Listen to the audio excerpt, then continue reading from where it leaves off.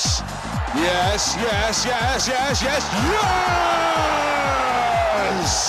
That was a goal! Goal!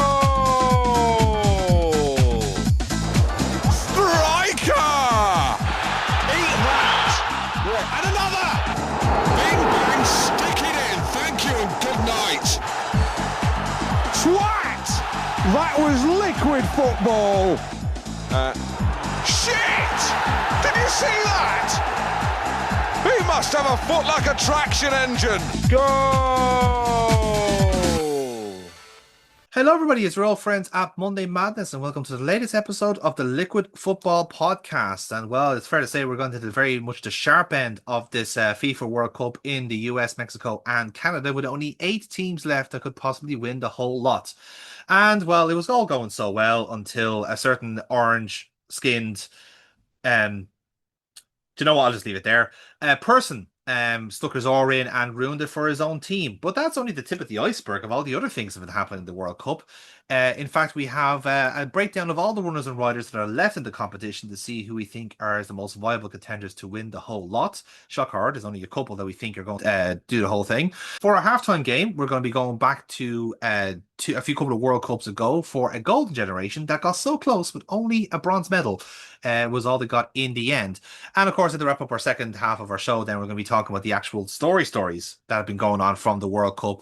All the controversies, all the dramas, the outrage, whether it be performative or not, and basically just how annoying it is to live in a world where FIFA really does ruin its own game. All that and more on this episode of the Liquid Football Podcast. Goal! So we are here on a day where actually no World Cup football is on for the first time in what feels like 3 fucking years. No doubt it has been the longest World Cup in history, and we are taking this day of rest to do what everyone else is doing around this time and creating content, because that's what this World Cup is now. It's content. It's not a sport, it's content. So we're taking this opportunity to have a look at the final 8 teams that are now going to compete for the World Cup itself.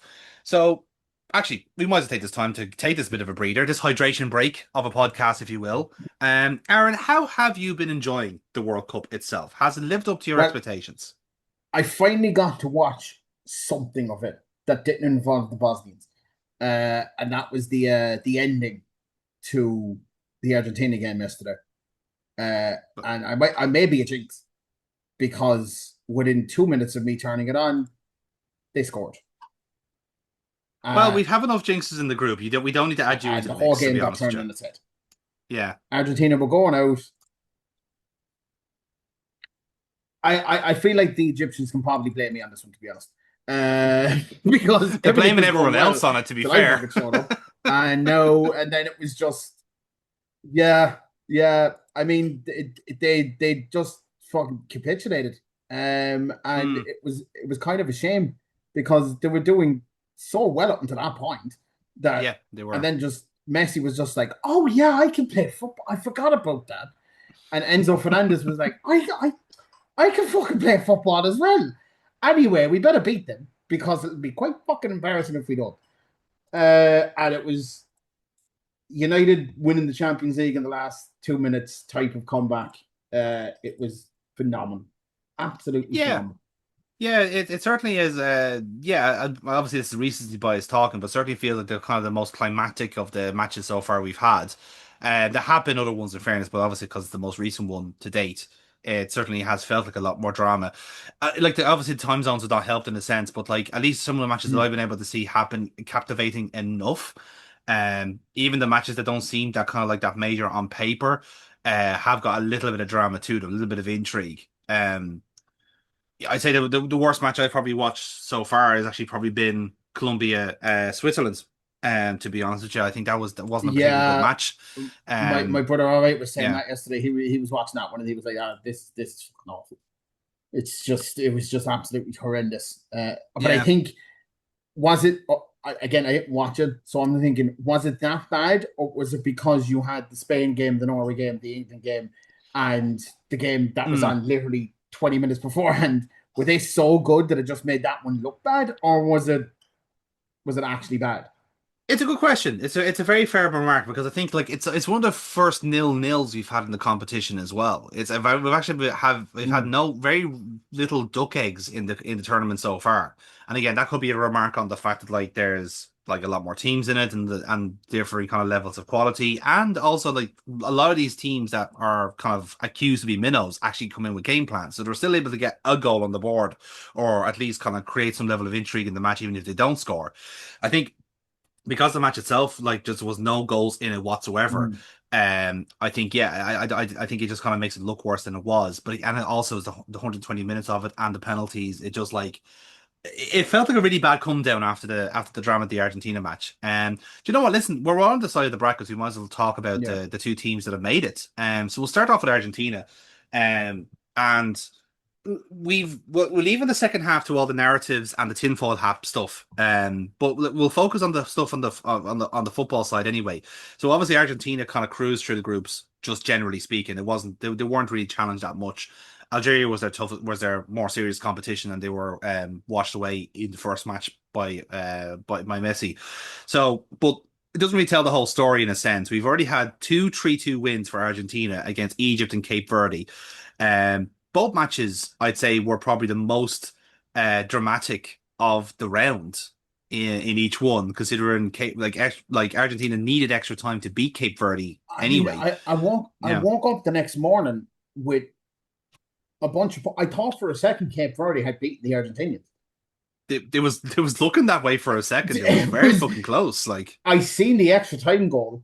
If I was a mm, fan of Cape Verde, like, and I saw that goal go in, you'd be half thinking I we're doing this because you don't let a goal like that not be the defining factor and everything. yeah, it's by Uh, far and away the best goal in the tournament, and I don't think it hasn't been beaten yet. it was brilliant. It was Mm. maybe that or the header from last night. Actually, that winner last night was from Argentina was also quite good, to be honest. Well, the cross from Laturo was unbelievable. It was an absolutely brilliant Oh, cross. the whole thing was just it was just Mm. a perfect winning goal, the absolute perfect winning goal. But yeah, it was yeah. But yeah, go on, continue on. But Give yeah, me so once like more. we've had that we had the game against Egypt then, and again Egypt are I don't think are really many people gave them a kind of a chance really, especially based off the game they had against Australia. But nevertheless, they did still win it. So how do we assess Argentina? Because obviously they are the defending champions, and obviously the Messi factor is massive. He has scored 8 goals in the tournament. He is the leading goal scorer of it so far. And again, there's a lot of competition. It has to be said. We'll see how far he goes. But this Argentina team, I think, like their dependence on Messi has somehow increased over time. Because I felt like you would have said, and maybe you'll agree with me on this, Aaron, or not, but with the other players that they had in the team, particularly up front, like Julian Alvarez and Lautaro Martinez, now that Messi is kind of clearly in the twilight of his career, you felt like that maybe these two would have been kind of given more of a platform and Messi would kind of stumble into the background a little bit. But actually, the kind of the Mm. opposite has happened, where Messi has kind of come back to a level where he's still as messianic as he ever was. Well and truly kind of claim to the kind of the debate between himself and Ronaldo, as you mentioned in the last pod. But how is that making Argentina? Is that making Argentina a better team, or is that just setting them up for a bigger fall? Do you think? I I don't know because the man is 39 years old, and when I was saying I said it here and I said it to Chloe last night. The thing with the difference between the two of them is this: Messi can Mm, still do a full 120 minutes, and he may walk around a lot, but he's conserving energy, and we all know why he does it yeah. because he knows he can't run like he used to, so he takes it easy on himself, so that when he does need that burst or that like 15 minutes of just non-stop going like he did last night, you can rely on him to do it. Yeah. He's not playing like a 39-year-old footballer. He's playing like a footballer who's 31, 32. Mm. Clearly, his legs are starting to kind of go, but he's still very valuable. Like, he's one of, he's in a not, I'll never see a player like him again in my lifetime. And I don't think it's going to be a detriment to Argentina. I Mm. don't think he's going to be the issue. What fuck over Argentina is their defenders. I love Martinez, and I can't remember the other centre back on that team, but they're Maybe liabilities. Christian Romero would be is what you're Yeah, thinking of. the two of Yeah. them are liabilities. Mm, They're an absolute like that's what it'll cost them. When it comes yeah. to the if them and England get through in the next round, that's what it'll cost Argentina. It won't be Messi. It'll be everything but Messi, Mm, which is mad to say for a 39-year-old who was in the twilight of his career and has been playing in the MLS for the last 2 years. You know what I mean? Like yeah. it's they're absolutely brilliant, but Messi won't be the issue and won't be the problem if they do end up going out. You can't play Messi. He's Mm. he's an enigma. He's something else. I can't say enough good words about him. He's absolutely fucking phenomenal. He Yeah, just like won't stop. You I freak. suppose I think it's kind of fascinating in a sense where like obviously we can say this at the time, but like I'm kind of curious. This is the kind of generational thing about like, say if you're asked someone from the 50s and 60s to describe Pele, or to the in the 70s seeing Johan Cruyff for the first time on a color television, Yeah. there's a certain kind of like ethereal nature to watching someone as good as this person play football. And again, it's not to say that it's lost on the American audiences because it absolutely isn't to the credit. I think they do appreciate the kind of greatness they're seeing. Yeah. But I think it's lost just kind of generally to people who don't play football on a kind of regular basis. And I'm speaking as someone who doesn't play football on a regular basis. I had the first touch of a fucking drunken elephant. But the fact that It was it was one of the few things I was actually good in football. I had a great first touch and a great well, pass. well, to be fair, I had a good knuckleball in me. I'll say that much. That fucking 60-yard swapper that Trent gets all credit for. I can do that, no problem. I Um, could do that, yeah. Get on I the can ice actually do stuff. that. That is one skill I actually do have. Ah. Everything else is the fucking problem. As Burtbot and Neil will attest to, the moment they start moving, pop goes the hamstring.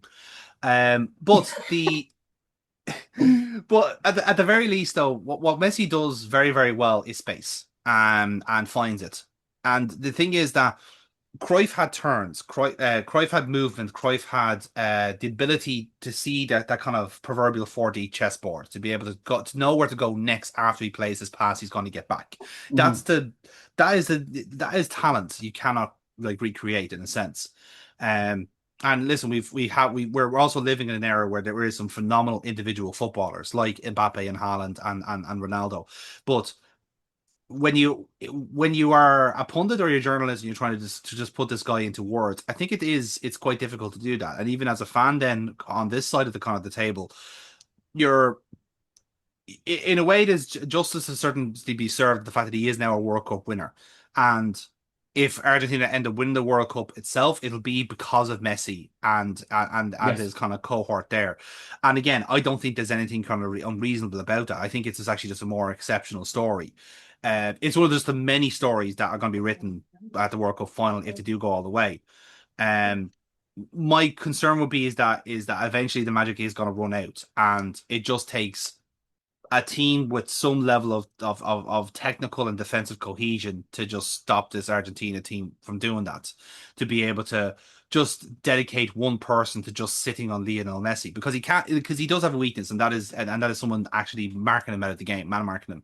Mhm. But the problem is that because he moves around so much, you're essentially nullifying someone else out of your game. Look, the blueprint for taking Messi out of your game is the Liverpool 4-0, and the one where Origi scores that cheeky goal from the corner. Van Dijk it takes him out of the game completely, and Messi tries to kind of go to the other side of the defense, which I believe is Matip, if I'm not mistaken, and Matip does the exact same thing.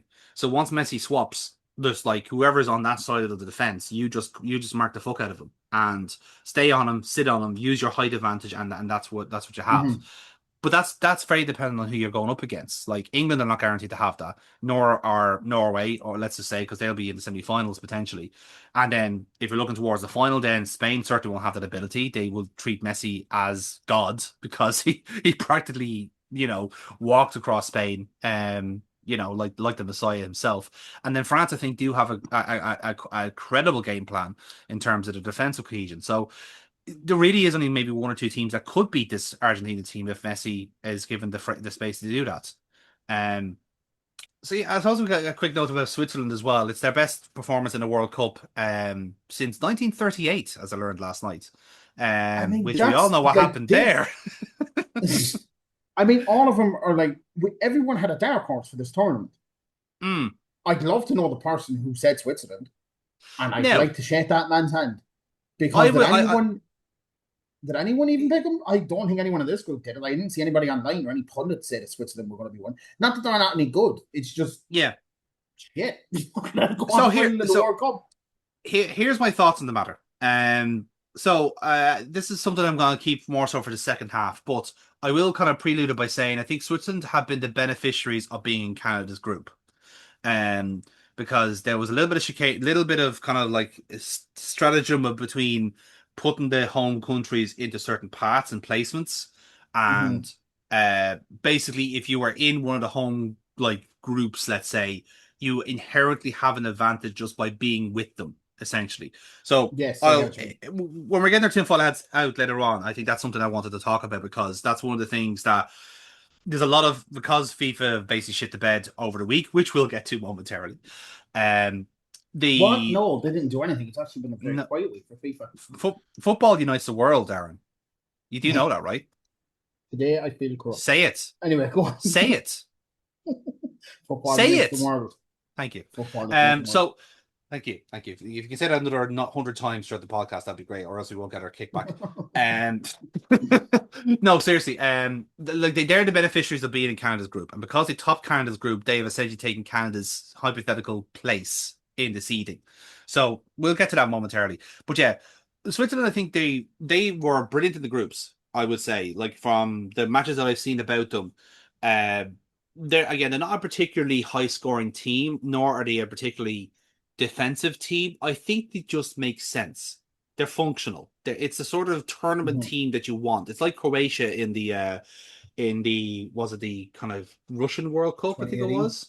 Yeah. Yeah, Like 2018. Yeah, they made the final there. yeah, 2018, yeah. That's what they remind me of in a sense where there's just enough quality in certain places and plenty of experience. And then what's critical now is this massive injection of youth in the team. And Mhm. again, it's that thing where like they're not swamped with young players in a sense. They don't have like this golden generation on the way. They just have enough to put in the right places to kind of supplement what's there. So the fact that like Yeah. Jan Sommer was being replaced by Gregor Kobel is a perfect kind of like example of that. Where like there's certain players where you think like I can't imagine a World Cup without Jan Sommer or Jordan Shaqiri. Like Brian Kerr has lit a candle because Jordan Shaqiri is not playing at this World Cup. But now instead of Shaqiri, you've got Manzambi, who is a fucking revelation in this Switzerland team. And the problem is he's now injured, and he's probably not going to play the Argentina game. He missed out in the Colombia game, and Switzerland really fucking missed him because he's been their creative force. He's been their best goal scorer, best Mhm. assists. Like he has been the engine, the heartbeat of that Switzerland team, and by far and away one of the best players in the World Cup. Um, like I said, the likes at least what they can still rely on the likes of Mbolo and Xhaka and Vargas to kind of get them through. And of course, Noah Okafor is another one now as well that's kind of come in very recently into the team to show how good he can be. So they still got bits about them, but again, Would function at this would point, there be a functionality only little gets you bit? so far. Would there be a little bit inside them going? Fuck, we wish we got the Belgians. But again, this is my point about the about being on that side of the draw is that if they were in any other group, let's say if the Netherlands got drawn where the Switzerland were, so the Netherlands would have walked Group B where Canada was, and they'd end Yeah. up at the quarterfinals almost by default because of the way the draws have ended up. Mhm. Um, the fact that they would have ended up with a third place team, the fact that they would have ended up with a runner up, inherently a runner up of the of a team afterwards, depending on like third place teams Yeah. and all that, they still would have done really really well regardless. Um, so the fact that like Switzerland, like yeah, listen, Colombia were doing very good at the time as well, and they kind of ran out of goals as the tournament went on. Yeah. So yeah, listen, it wasn't straightforward for them in a sense. But again, if you look at the kind of relative paths for other teams that you think should be in the quarterfinals but aren't, it starts to make a lot more sense. But Mhm. yeah, I'm glad you mentioned kind of Belgium in a sense because I think Belgium have had kind of the opposite of that story where they actually have kind of surpassed expectations a little bit as well. Yeah. And one of the few Yeah, I kind of didn't like think the Belgians would get this far, and no. they ripped the shit out of out of America. So good for them. Yep, exactly. But again, that's the point in the sense of where, like I think Belgium would have been kind of perceived as a bit of a softball for the US team, or Mhm. certainly even maybe Senegal would have been perceived as a softball, and the US would have kind of like been hoping for a quarterfinal just based off where the seeding went. But look, we'll get to that when we get our conspiracy hats on later on. So let's talk. Let's go to the next bracket then, and whoever the winner of this Argentina Switzerland match is, will face the winner of Norway versus England, which is probably the tie I'm looking forward to the most. Possibly, I think it's That's could possibly be the most this, intriguing of the four. and you know what the best thing is about this? Norway have nothing to lose. England have everything to lose. And Does that what's make interesting sense? is it does. Like, again, this is uncharted territory for Norway because I don't think they've gotten this far in a competition before. I think their best has been getting to a knockout stage and quickly being dispatched from said knockout stage. Yeah, Um, that's usually how it comes with them. Alright, to be yeah, fair. and and again, it's like this isn't that like not to say it's a freak occurrence in a sense, but like Norway have had good teams in the past before. Like their team in the mid 90s were peppered with Premiership footballers, um, and it just didn't happen for them in a sense. Again, maybe you could say they were a victim of like being such a poor team for so long, and then suddenly, oh shit, here they are. Uh, and now they've kind of had this kind of lull themselves, and now they have a similar kind of situation here. Whereas, Mm. say, this team 2 years' time in the Euros, where we could possibly see them live, which would be quite a thing to see, like see either Haaland or Mbappe in the Live. Viva, which would be quite fun. Um, Oh, that you know, that would be that would be class. well, If let's just yeah, say we're going to be keeping an eye on the ticket on the UEFA ticket portals in the next couple of months. But at the very least, though, you can say adequately say that Norway have built something, and it's only going to get better from here. Like if their baseline is a quarter final in the World Cup, that's a pretty solid start for the next yeah, couple of years and next couple of cycles of this Norway team. Because I always thought that Norway, the problem that they had was that they weren't being coached well enough. Like whoever they seemed to have as the national team coach just was a bit too conservative, a bit too cagey, a little bit too negative, a bit too pragmatic. And I suppose the one thing is that like I don't think Ståle Solbakken is a particularly good coach. I think he's probably one of the weakest out of the eight that we have here. Actually, I'd probably say he is the weakest of the eight. But at the very least, he's just letting the players play football. He is just managing emotions. which He's managing which to personalities, which be is a strong fair is part of probably tournament football. the best thing as well with this team, because like Hmm. they have Nusa. Now, granted, a lot of a lot of my opinions on this come from my football manager save, which he Hmm. is with United in this. So he's class with United. So I'm just going to assume he's class with United. Newsy is a very good player. Like he has been on the radar of a lot of clubs for the last while because he was at Club Bruges Yeah. for a long time, and again because he broke out so young, I think a lot of like essentially time was on his side in the sense that a lot of teams were just kind of Mm. basically waiting for him to nurture a bit before they jump in, like throw me in head first into the Premier League. Yeah, but like And yeah, as I was going to go through here, right? mm, So they obviously have Haaland, who's the best, arguably the best striker in the world. I think it just depends on what you like in a striker. Do you like Harry Kane? Do you like Erling Haaland? Whatever. mm, I think it just depends on that. They got Oscar Bob with Man City, who's also great. They got Strand Larson, who's also pretty good. And they've got obviously Odegaard. Burge is another decent player for them. yeah, So they've got enough there that you can put it this way. If I was a mm, manager, I'd just be telling the defense to be as structured as possible. Once the ball goes out of the defense, just let them run wide. yeah, Because there's so much talent there. There's Premier League winners, Champions League winners. There's legitimate world class talent and generational talent in Odegaard and Haaland in that yeah, squad. You could just kind of just let them do what they want, and it'll probably work out, which kind of has so far. I mean, the rest of yeah. the So team, far, I anyway, don't know yeah. much. I don't know much about. I know Azure is another one, is a name that I know as well, who's with Brentford. Oh, So they have some. Iyer, yeah. Christoph Iyer, yeah. Oh, I know you're sorry, talking yeah. about. Yeah. That and Pedersen, I think, is another player that I may have heard of before. Holgren Pedersen, the fullback. Yeah, I feel like that name is Yeah. ringing some sort of bell in my head. But like they've got two decent defenders to go along Mm. with their world class attack. So just you're solid enough. I don't think they'll beat the English. But I think that'll just be if the English aren't switched on more than how good Norway are. If Yeah, I'm being completely it's a honest, tricky because one, if the isn't English it? aren't switched, Yeah. if the English aren't switched on, they're gonna have they're gonna have a field day with them. Because if Mm. Haaland gets some sort of groove going, um, early on in that game, and the defenders shit the bed, Yeah. they're in trouble. They're in Yeah, trouble there. yeah, I agree with you on that. Like, I think, like, I suppose the other thing with the Norway team is like a lot of it is about their superstar players in the sense of like Haaland and Odegaard. I think the ones that will always catch the headlines. But really, I think the heroes have been the likes of Neuland and goal, um, who like Daft it sounds has been like a perennial kind of like second string goalkeeper for pretty much half the English football league. Like he's kind of like failed assignments at a lot of like teams, like the likes of Villas, your West Broms. I think he was at Reading once upon a time. And I think then he was a Sevilla goalkeeper for a few years, and then he got replaced there as well. And just a couple of those performances, like the Ivory Coast, he made some fantastic saves, and then the game against Brazil was like character defining. You know, you're thinking like, oh, this Nyland Mhm. keeper has got a great future ahead of him. You realize he's 35. I was like, oh well, that's the end of him. Um, so it's one of those ones, but like It's basically his whole thing is like, see, I told you I was a good goalkeeper, but no one gave me a fucking chance. that's kind of what it's See you like later. in a sense. Yeah, it's like no one's believed in me until now, until my country started rowing for me. You know, that is that sort of energy of it. But again, because like this Norway team is so young, like there's certain players now that are gonna break out because of this.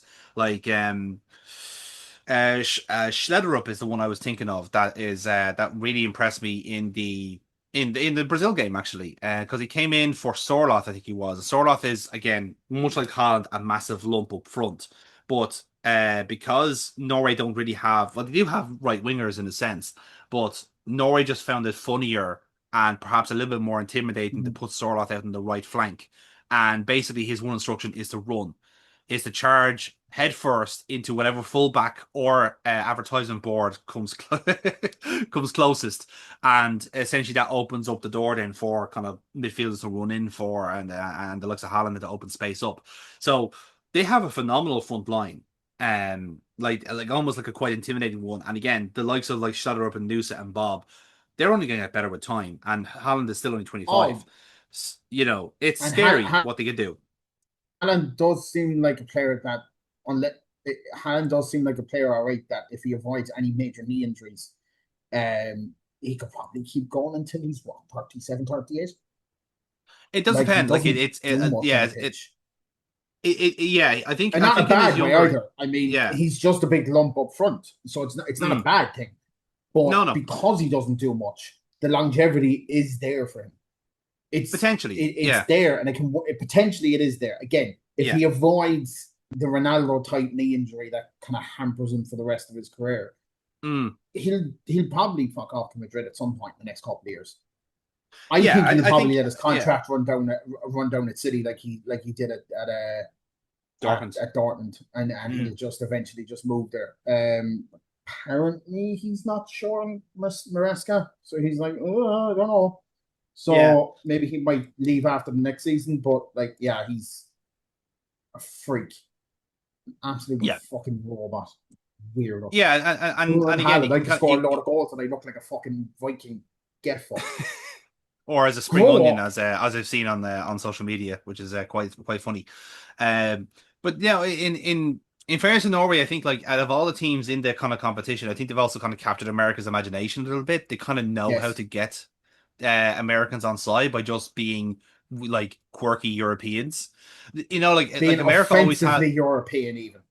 offensively European. Yeah, exactly. Like I was walking through town, I think a couple of days ago, and because it is the middle of a heat wave here, we're all secretly dying. Naturally everyone's in their vacation gear, or you know, or some or a similar effect, shall we say. I, Mm. however, with my job, cannot do that. So I'm walking through town in like proper, like, shall we say, no shorts. Let's just say, I've got full covering, And then there's one guy just waiting at the lights of the Dame Street. And I can only describe it as like metal shirt, as a heavy metal t-shirt, cut off, like kind of cut off at the knees, kind of like, jorts, long black socks, like sheer socks, and then brown shoes. And I when you went German. He's clearly German. Like that's a German on holiday. Kind of way. And then immediately when I hear the accents, like boop, yep, he's German. And Norway was kind of like doing that to a certain degree, where like, okay, any American with half a brain will use ChatGPT, and we'll go, what is Norway famous for? And it'll just come up Vikings. So therefore, they've lent into the Viking stuff. Yeah. And again, the fact that like they're just like kind of like just essentially invading a city and just being Norway about it. And again, doing it in a very kind of like, goofy, kind of entertaining way. Again, it's kind of what the World Cup should be about to a certain degree. And again, a lot of fan kind of groups kind of get the plaudits for that, but I think Norway is one that kind of like has kind of got the kind of the feel good vibes out of it. So I think there might be a couple of people's personal kind of favorites. To be fair, they're a very lovable team. Like even if they didn't there's do a lot all to like that about stuff, them. Yeah. I obviously dislike Haaland from a club perspective. Yeah. Mainly because I'm angry at the fact that Ed Woodward could have signed him for €5 million about 4 years ago. It was ancient history, lads. Ancient history. Yeah, but he's such a goofy looking fucker. Like the more you look at him, he's a goofy thing. So if it was just him, if it was just him in that team that just happened to drag them this far, you couldn't help but want them to win it just for Erling Haaland. Yeah, but for sure. Because they've got so many like good players in there, they're just a fun team to pay attention to. And I'm happy for them. I didn't think they'd get this far. I think, well, actually, no, I think I did say they'd get as far as the quarters and they would bow out. But again, if Haaland manages to get his flow going quick, they're fucked. I think that the Norway team, just broadly speaking, to kind of cement how good they could be, needed a big win, and they got that against Brazil. Like conventional logic, even though like Brazil are one of these very frustrating teams that even though they are they can be so fundamentally flawed and broken on a fundamental level when it comes to having a squad. Like they've no strikers, they have no fullbacks. Their central midfield is a combination of like number sixes designed for European football and then dainty number 10s who have betting allegations to their name. They have all left wingers and no right wingers. And the one right winger they have, they don't like because he's too European. Make fucking sense. And their whole intention of this World Cup was to try and basically get a guy in who is excellent at ego management and letting the players play and just hoping it all kind of just works. That's not a game plan. It just isn't. And that was perfectly epitomized by Norway dispatching them with a Neymar penalty. Like the Neymar thing was just like it was like watching like an alcoholic stand up, doing one more run. Yeah, it was like he's done. He's done. He's apparently he might retire him, like outright, just completely retire. But that'll be Ancelotti's. That'll be the thing that will actually define Ancelotti's World Cup. Yeah, should have brought Joe Pedro, and he was pushed into bringing Neymar, and Joe Pedro wasn't like that's a big omission from that squad. Like realistically speaking, that was stupid because Chelsea weren't great this year. There was one player you could hang your hand on in that Chelsea team, and it was Joe Pedro because he's really good. I think not bringing Rodrigo was a big mistake as well. I think that's a massive error. Like I know Ryan got a bit of a run out, and I think that was fine. I think he's a perfectly good player, but that it just seemed like it was more managing egos and just this kind of like charity pick in Neymar just didn't sit well for me. The Rodrigo thing is one thing, and that's fine, but you basically could have picked Rodrigo or Joe Pedro to go into that squad ahead of Neymar, and they probably would have been better off. Neymar is a shit Ronaldo when it comes to how much he brings down that team, because at least Ronaldo can hang his hat on the fact that I won something with Portugal. And they never won something before. And Ronaldo can hang his hat on the fact that he played at a top level consistently since the start of his career when he left Sporting Lisbon. Neymar doesn't have that aura. I never understood him. I never understood why he's so lauded and why he's so loved. I never got it.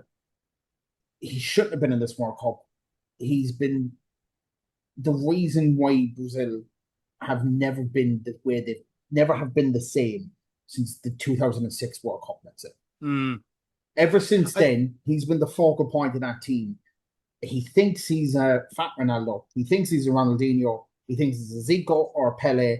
And in actual fact, he's a fucking Danny Murphy with a 10. He's just not that player.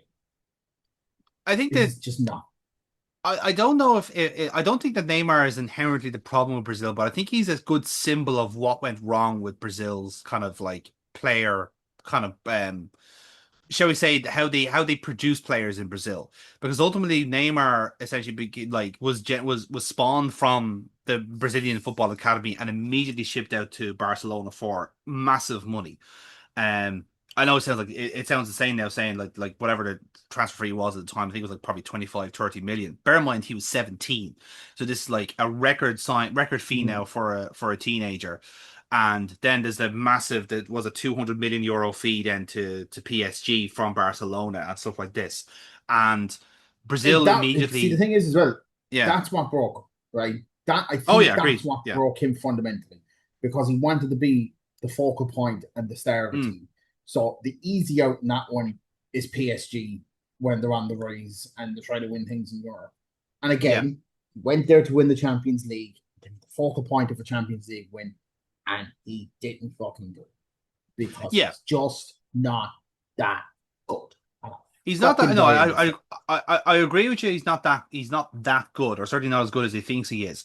But again, like Neymar is not the player. Neymar is not inherently the issue with the Brazil team. There are bigger issues with Brazil than just Neymar. The fact that they can't produce the right players, and when they do produce players, it is not for Brazil's benefit. It is, or the Brazil national team's benefit, I should say. It is to benefit teams in Europe that are missing a player. So like that's why they have so many of one type of player, because the academies are just going, right, these are customers basically require this product, so let's create this product and ship it out as quick as we possibly can. Now again, they seem to be kind of trying to kind of have it both ways, where they basically go, hey look, here's this like young hot exciting talent called Esteval. Who wants him? Chelsea? Do you want Chelsea? You want it? Grant, out you go. And give us 2 years. We'll put him back in the national team and hope for the best. And they're trying to do that for like multiple positions at multiple times. Do you know what I think is the issue as well? And this is nothing against Bournemouth, right? Nothing against them at all. What fucking Brazilian player should be playing with Bournemouth? Again, it's not against them. Yeah. But it's like, really?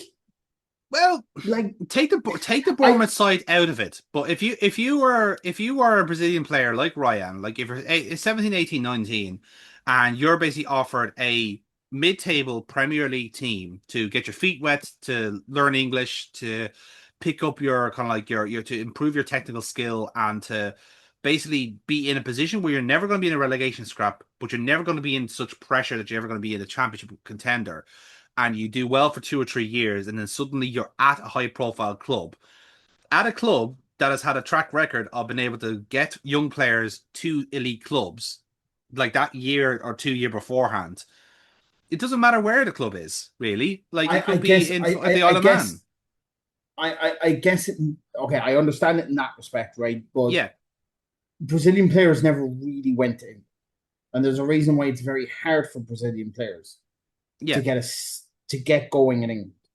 Really, the only Brazilian players off the top of my head that I've actually worked in England have been Casemiro. Joe Pedro seems to be doing well. Well, actually, the most archetypal Brazilian that works well in England was Lucas Leiva.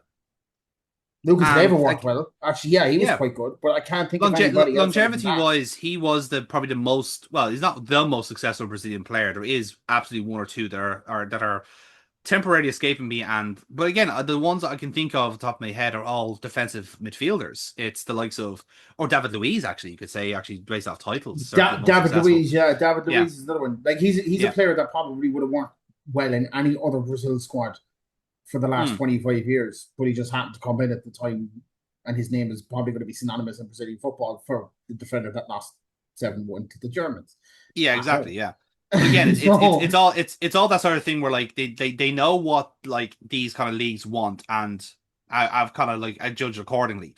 So listen, we'll leave Brazil for another time. We'll talk about England anyway because you did mention it. So yeah, you want to come back in there and sorry. I gotta find I've this is going to annoy me unless I say it out loud because I think I already said it in the last one. But I finally found a tweet and I can say it word for word about why Brazil is not doing well. Go on. And if I've lost it, I'm going to be very annoyed because there's a lot of bin face content in amongst all of us. So give me. I can understand that. Yeah. That's totally understandable. I think I lost them. But yeah, basically, okay. Brazil used to be better when they had womanizers, alcoholics, and Catholics in their squad. And apparently, they're actually looking inward from a national point of view. Protestantism in Brazil is actually on the rise. And there's some people in Brazil and some reporters I read during the week think this is the key reason why everything's gone to shit. Because like we're not Catholic anymore. They don't love the Pope, so we're not winning World Cups. Lads, we gotta love the Pope again. Everything will be fine. We really should do a study to see who has the better first touch, if you're baptized or not baptized. That's an interesting one. We need to that's do a study on that. There needs to be studies on it, and we need to just look at it for a couple of years and see what happens. Yeah, exactly. Yeah. Anyway. So speaking of Protestants, England. So obviously they have the challenge in Norway. Beautiful segue. You're very welcome. And again, England have not. I wouldn't say they have had it all their own way. I would say I think they were very good against Croatia, and I think they were pretty bad against Ghana, and I think they were pretty much in the middle of the road for the game against Panama. Because to be fair, Panama actually kind of got them good for the couple of goals. Congo gave them a bit of a scare, and then they started turning up the quality. Then after that. And then really, I think the massive acid test was the game against Mexico in the Azteca. I think that was the game where like I was expecting if this was a serious English team, they will beat Mexico here. And they did. In fairness, it was a 3-2. And to be fair, they didn't have it all their own way. They were quietly setting up in case they lost all week. Yeah, exactly. So they were setting up was like, it's the altitude. They might not play well. Right? Yeah, we'll go with that. People seem to be going along with it. May as well stick with it. Yeah, no, like, absolutely. It's not, it's and look, if this might be just a flash in the pan, they might go into the Norway game and they might absolutely blow them out of the park. And if they do, great. But there's just something not clicking with them in my head. I don't fear them because if they get past Norway, I know I've said that the defenders might be the downfall for them in the semi-final if they do end up playing Argentina, and if they do get the two of them do get through. But there's just something about them that's just not really. I can't put my finger on it. I think I might help you out here. I do. Weird. I think I can help you out here. I think again, a lot of the headlines, a lot of the stories is about the team that Tuchel brought to the World Cup with him, and again, a lot of the story was more about who he left behind as opposed to who he actually brought. And I think you can certainly make a case for a couple of players, especially as one of those ones where like when they do go up against teams like Ghana and Congo, and they're thinking, "Jays, we could have done something with some players to break these walls down." Like the Ghana one in particular was like every Crystal Palace fan was like flailing at the screen, going, "This is why you should have brought Adam Wharton because he can play that kind of that over the top pass that will bring in a winger and to bring in a player." Likewise, the kind of massive shortage now they have at right back is fully, I think, justifying or kind of vindicating Trent Alexander-Arnold to a certain degree. But let's be fair here. I don't think Trent would even made this team anyway, regardless of other options. He didn't have a good year in Madrid. So I think that was out of all the players that got left out, no one seemed to care that he was out. And I think a lot of people could understand about Cole Palmer being left out as well because again he had a injury riddled season and realistically I think he probably would have picked up another injury over there as well. Yeah.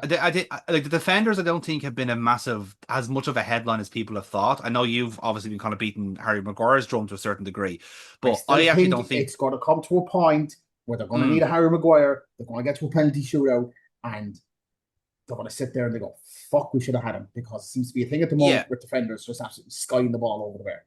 yeah, So, that has been a kind of a theme of certainly shootouts anyway. I think that's more to say about like why aren't the rest of the fuckers taking penalties as opposed to leaving it to the centre backs. But mhm, I think Tuchel has a right idea by having his midfielders being as mobile as possible. I do like the partnership of Guehi and Konza. The little bit of renaissance for Stones I think is nice because again obviously he's leaving City at the end of the season, so he's in the shop window. He's looking in good nick, I should say, without necessarily looking kind of like looking wouldn't be a great. bad But signing for a newly promoted team. Coventry could no, get him right in, and bit of certainly experience not. there, No, probably absolutely, wouldn't yeah. go amiss. Yeah. I could certainly see him go back to Everton anyway. I could see that definitely happening. That's another But shout, yeah. yeah, but I think the other thing about it is that I could see now what he was trying to do with the attacking side of the team. Um, because again, of all the players that were left behind, and the whole conversation about like who are starting wingers, let's say. So like I think Anthony Gordon had a poor start to the tournament, but now he's starting to grow into it a little bit. And certainly Mhm, in the Mexico game, he seemed to really kind of turn on the style and show why he's in the team to mhm, begin with. Madueke over Saka, I think there was more to do with saving Saka's legs more than anything else. But I think Madueke is a more direct winger in a sense, and I think he's there to kind of open up spaces.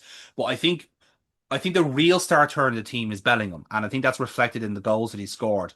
Kane is obviously the yeah. main threat for goals, but in terms of the actual play that England do, it's for box crashers. It's for whoever gets at that point at that moment in time, and I don't think there's anyone better at that at the moment than Bellingham.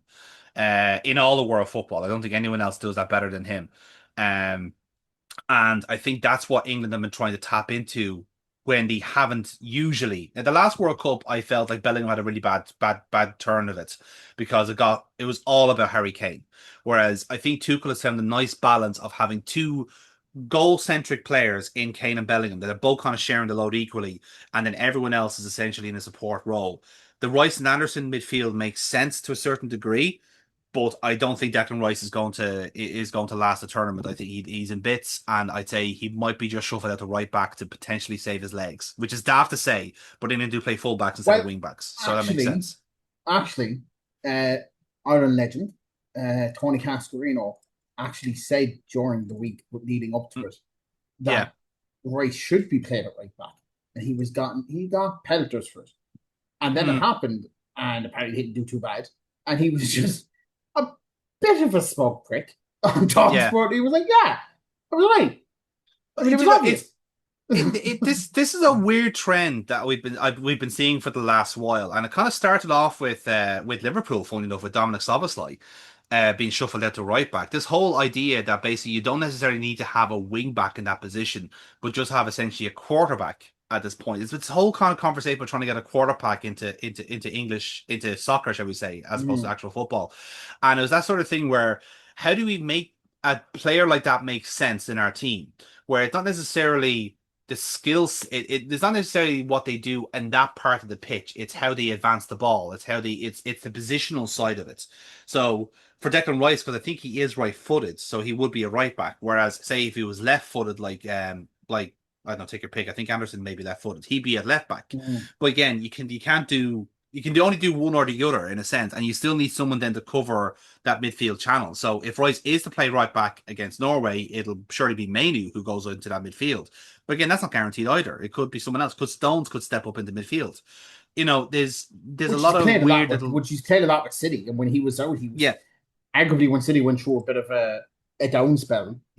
yeah, Everyone was on about Rodri, but it was like, he's yeah, injured. He probably would have done a job there.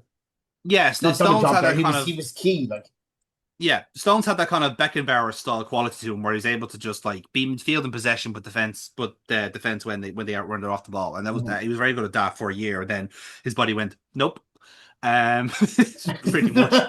Um, so yeah, so like I think England have have a plan, but they also have a massive weakness at right back. And I'm just looking at Norway and Nusa. just skinning past an ailing Declan Rice, and I think that's Norway's way in. But then likewise, I can see England looking at the what is a relatively soft Norwegian defense and going, we're having that as well. So I think it's going to be fireworks either way. I don't think England will have enough to win the competition. In fairness, I think they're starting to reach their limit in terms of what they can do. I think Norway's going to give them a very good game. Like I see this game going either way. To be honest with you, I think it's the most intriguing tie of the lot. Yeah, I mean, But as I yeah, said, like I mean, once they get to the semifinals and they do play, if they do play Argentina again, Argentina have to really 2 games in a row now where they kind of went ooh, against yeah. Cape Verde and against the Egyptians. So I mean, if they get knocked out, would it be that big of a surprise, or would it be finally it's catching up with them? Um, but That's the other part of this tournament kind of thing is that is how much of that extra game actually impacts those teams. Because yeah, I think there's one team, there's probably two teams that have it hasn't really affected them. Um, and there's others now I'd say that like are starting to wilt a little bit. So what I was going to mention was Spain, and that was next on my list anyway, where I think mm, Spain, okay, take the 0-0 against Cape Verde out of the equation because that was obviously Pico Lopez being brilliant, tongue in cheek. yeah, But it was a lot of Spain's kind of like play in a sense has been about basically kind of stalling the ball until Lamine Yamal is fit. Um, and Yamal obviously now that's like he is back in the team. Spain have had this kind of like this just kind of like ramp up in quality, and have obviously got better as the tournament has gone on, as you would expect. mm, Now the real star turn in Spain's team is Erasabal up front, and he is starting to wilt a little bit as well. Like the mm, players that Spain have been relying on a lot in terms of the qualifiers and the run up to this, the likes of Yamal, the likes of Pedri, the likes of Oyarzabal I mentioned there earlier on, and also Zubamendi. Zubamendi hasn't featured in this tournament at all because Arsenal run him into the ground in the league winning season. So he hasn't, much like Saka and much like a couple of other Arsenal players in the World Cup, you haven't seen much of them because they're basically bollocksed. mm, And that has thrown off Spain's game a little bit. Now, again, with Spain, they're always going to have a better, like an excellent deputy waiting in the wings. And when it comes to midfielders, they're kind of covered, you know. But it was the kind of the positions they've historically had trouble with, the likes of strikers and the likes of, say, goalkeepers in the past, certainly for certain generations. But definitely strikers has been their biggest problem for generations. And the fact that Oyarzabal was able to switch from being a winger to a striker because of an ACL was a godsend to Spain. Um, and again, the best that they have is Borja Iglesias, who is the stereotypical big lump up front. Um, but you know, at least he seems to be kind of like acknowledging of that his quality. So at least then they have number 10. They have ultimately a lot of strength across the team. So I think one of those ones where like it makes sense for Spain to get up to at least quarterfinals and forwards. But I think they're starting to reach their ceiling because the game against Portugal, I think was a lot to do about the fact that Spain were starting to run out of creative spark, as opposed to Portugal kind of actually having the lion's share of the game. Does that make sense? I don't know mm, if you watched that match. I yeah. don't know if you kind of shared that view or not. No, but then again, I wasn't surprised that Portugal out. So Mm. Yeah, it just like when watching that game, I just saw I'm that just like, surprised they went out as uh, early as they did, more than they yeah, actually yeah, did yeah. go out. So Mm. Yeah, I just when watching that Spain game, it was very much a case of like these lads are starting to tire. Um, and again, I haven't run the numbers. I don't know if they could be one of these teams that like don't rotate as much as yeah, others. I know, like conversely, Belgium rotated, and holy shit, did it ever work there to their favor.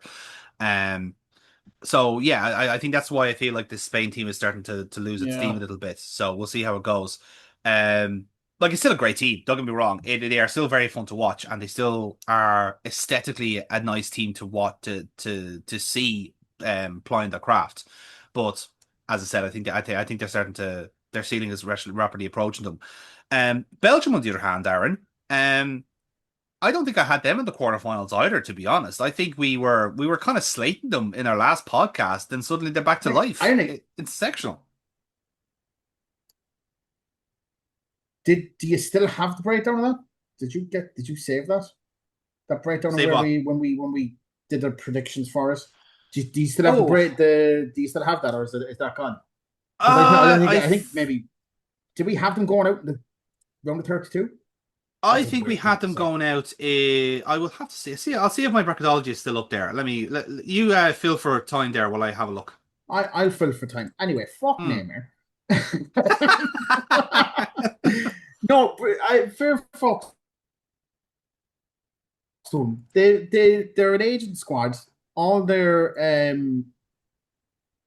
you still there? Did I lose Yeah, I'm you? still Oh here. no. Yeah, I'm All alive. Yeah. their all their class players and their icons, let's say, for lack of a better term. They're all old. They're old as shit. Courtois is 34. He's gone unless Salamans suddenly shits the bed in the next couple of years. It's probably their future number one. So they're probably fine there.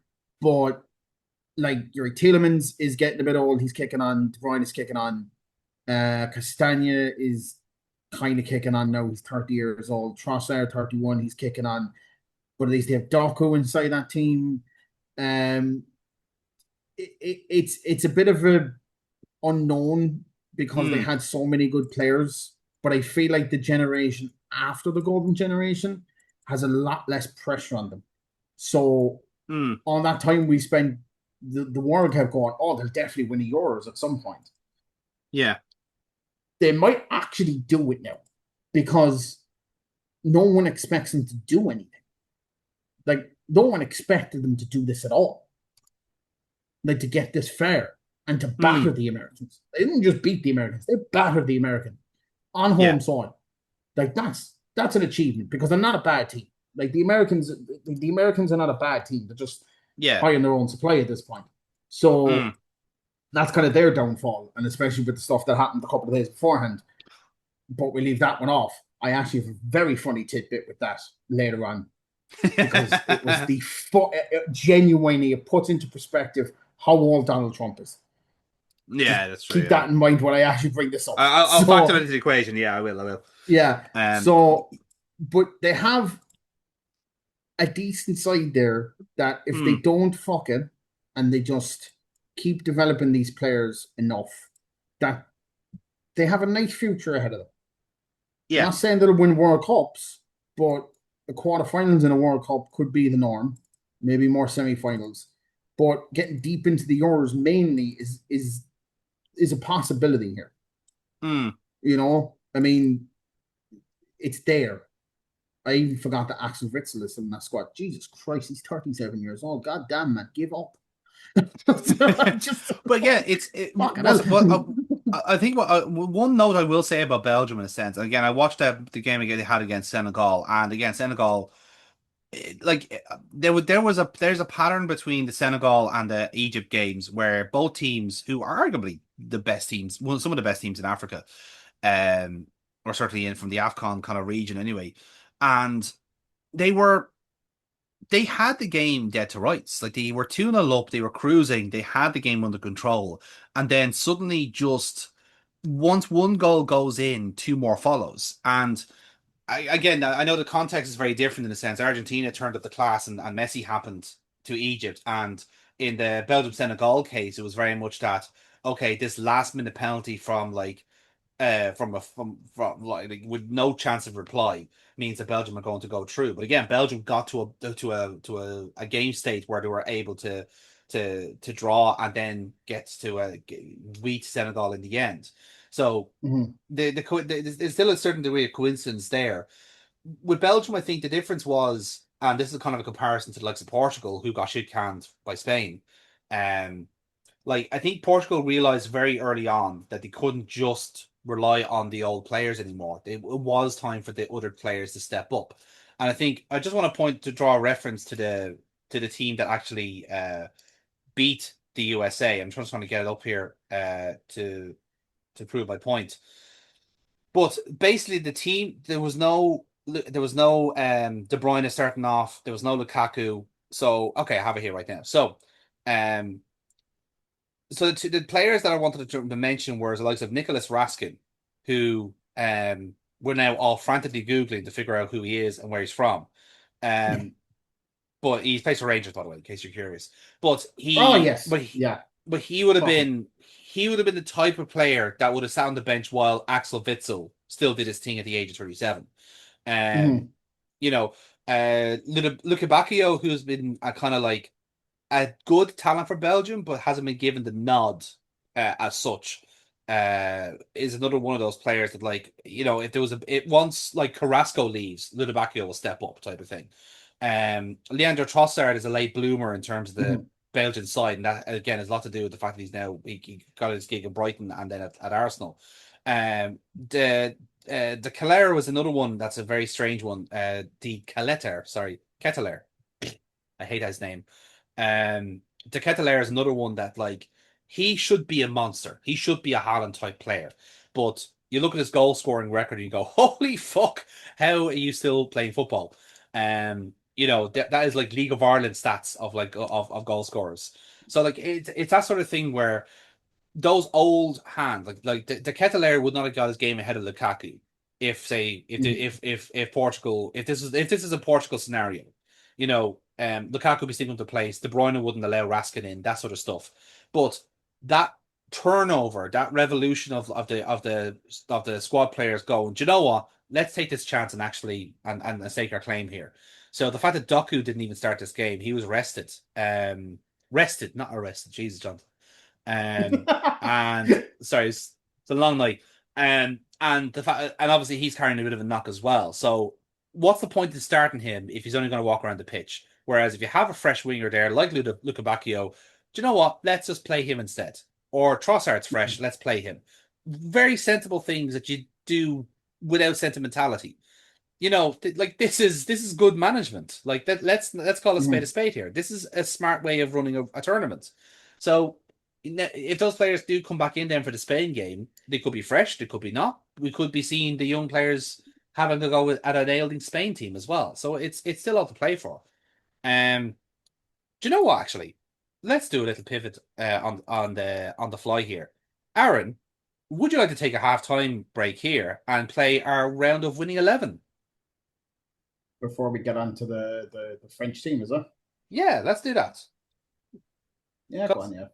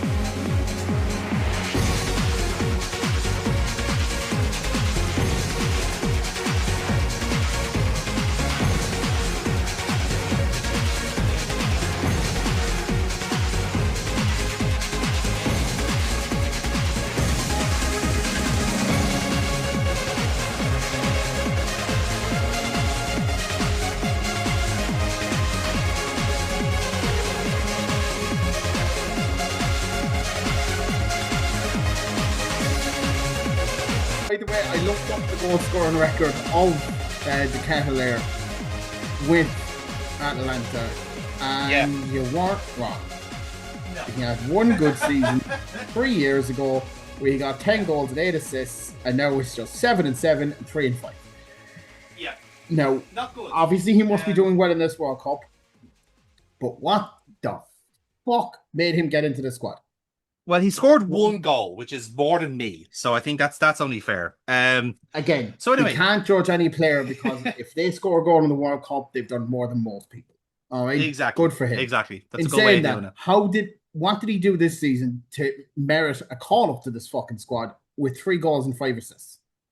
Well, again, that's the Belgium don't have the same pool of talent to call on than some do. So you again, we call up Evan Ferguson even though he hasn't scored in a year. You know what I mean? Like, so it's beggars can't be choosers. God, anyway, Brighton must be kicking themselves. They put such a high price tag on him a couple of years ago. They must be just like, fuck. Okay then. Can someone take him for a penny and an apple I found on the floor, please? No. Can I borrow a feeling? Speak me your heart of love.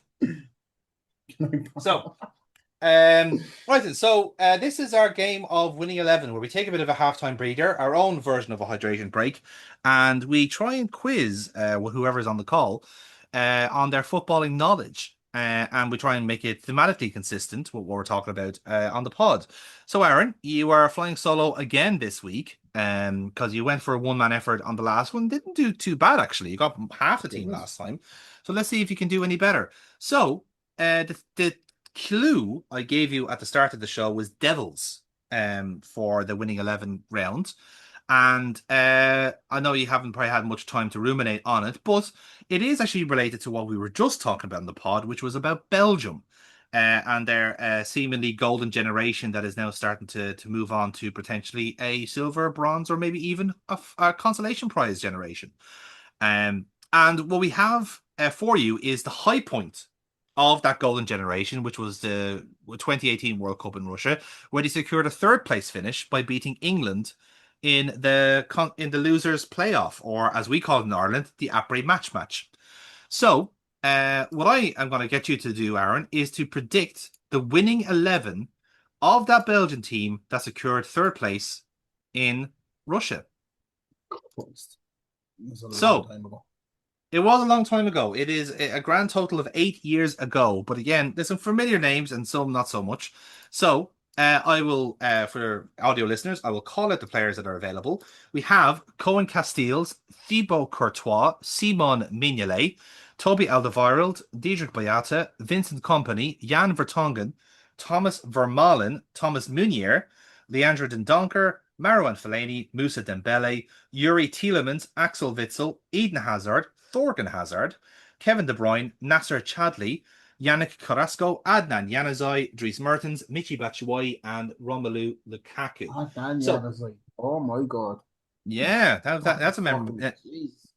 That's a member berry, isn't it? Still, so Aaron's challenge here, because he's on his own, because normally we would do this as a turn based with multiple people, because he's on his own, he's going to have to try and pick out what he thinks there was a formation from that team, and just for a bit of spice, he has to pick out the subs as well. So, Aaron, at your leisure, fill in the board. Who do you think played in this game? Well, Lukaku up front. You got Lukaku up front. But see, it was a third place playoff, so Lukaku was the obvious choice because he was Lukaku at the time. Mm-hmm. Part of me's just like, was it Michy Batshuayi? Could have been. You're going to find out that shortly. I am. Played De Bruyne behind him. De Bruyne behind him, okay. Get Axel Witsel on the right, Hazard on the left. Okay, so you wanted you wanted down as a what formation are you going for actually? I think that would be a good way of doing this. 4-3-3. So are you 4-3-3? Are you? 3? Yeah, 4-3-3. So you wanted as basically Hazard. So put them as wingers more than in the midfield. Does that make okay, I'm with you now. So you want De Bruyne still plays in the centre behind the striker. Hazard on the left, Witsel on the right. Gotcha. Courtois so like goal. that, basically. Yes. Okay. Courtois in goal. Yeah. Playing behind Kompany and Alderweireld. Alderweireld, yeah. Slap.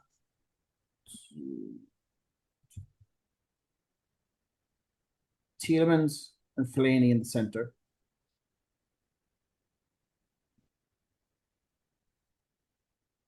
Okay, so it's just your fullbacks now you want to query. This is where I'm going to get fucked up because I cannot really remember the fullbacks that ever played with Belgium. By the way, look at that squad. Jesus Christ, how do they fuck? Roberto Martinez should be in The Hague. Fucking hell. The more I look at it, I'm like, Jesus Christ, my God. No. my kingdom for a coach who wins games. Was Hazard a defender, Thorgan? Thorgan Hazard was not a defender. No, he was similar to his brother in that he played as a winger, as an inside forward. More of a central kind of side of it. So as Hazard kind of started outside, Thorgan was more of a central midfielder. Yeah. I don't know who to pick on the fullbacks. I think I'm probably gonna have to leave it at this one because I cannot remember any decent fullbacks. Just pick two players, I'd say, you know. I'll pick two players then.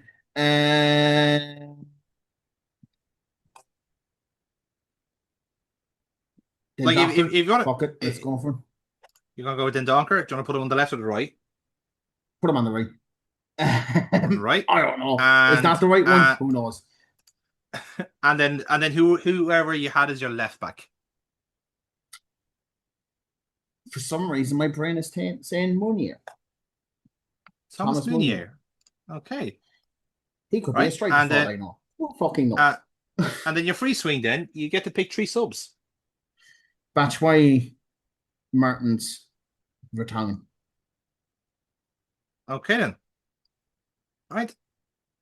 I feel like my Yes. subs, the only bankers in this with Lukaku and De Bruyne.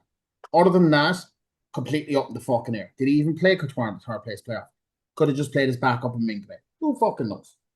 Well, you're going to find out momentarily. So, if you see these names flashing up yellow, you got them right.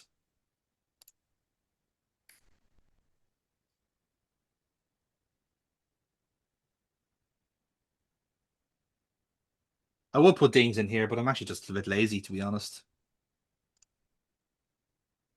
Jesus Christ. Mm-hmm. That was amazing. 9 out of the 11 you got right. Right. I know now I got the 2 wrong, right? So I'm just Yes. going to assume that Dembele played in the center and Carrasco played. Okay. I can't I can remember tell where I remember the name, but I can't remember where he played in the pitch. I can tell you for a fact you're wrong on both counts. So, now what I'll do is let me rejig the formation, and then I think it'll make a little bit more sense to you. So, you were right with Lukaku up front, but the shape is a little bit like this. So it's actually 2 number 10s feeding Lukaku. So it's actually Hazard and De Bruyne. I know where I fucked this up in the front. Mm-hmm. Can I take another guess, seeing as I've already done it? You might as well. So, yeah. Torgan played on the left. You are in fact wrong.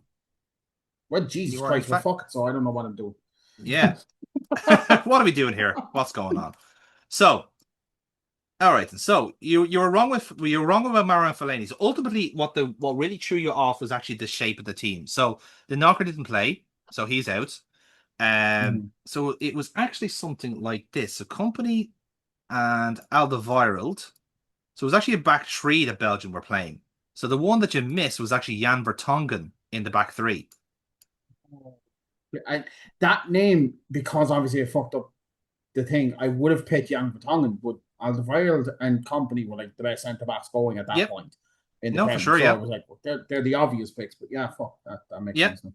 Thomas Meunier, you did have right as the right wing back, because that he was the right wing back for that team. So the player that you had missed completely was Nasser Chadli on the left hand side.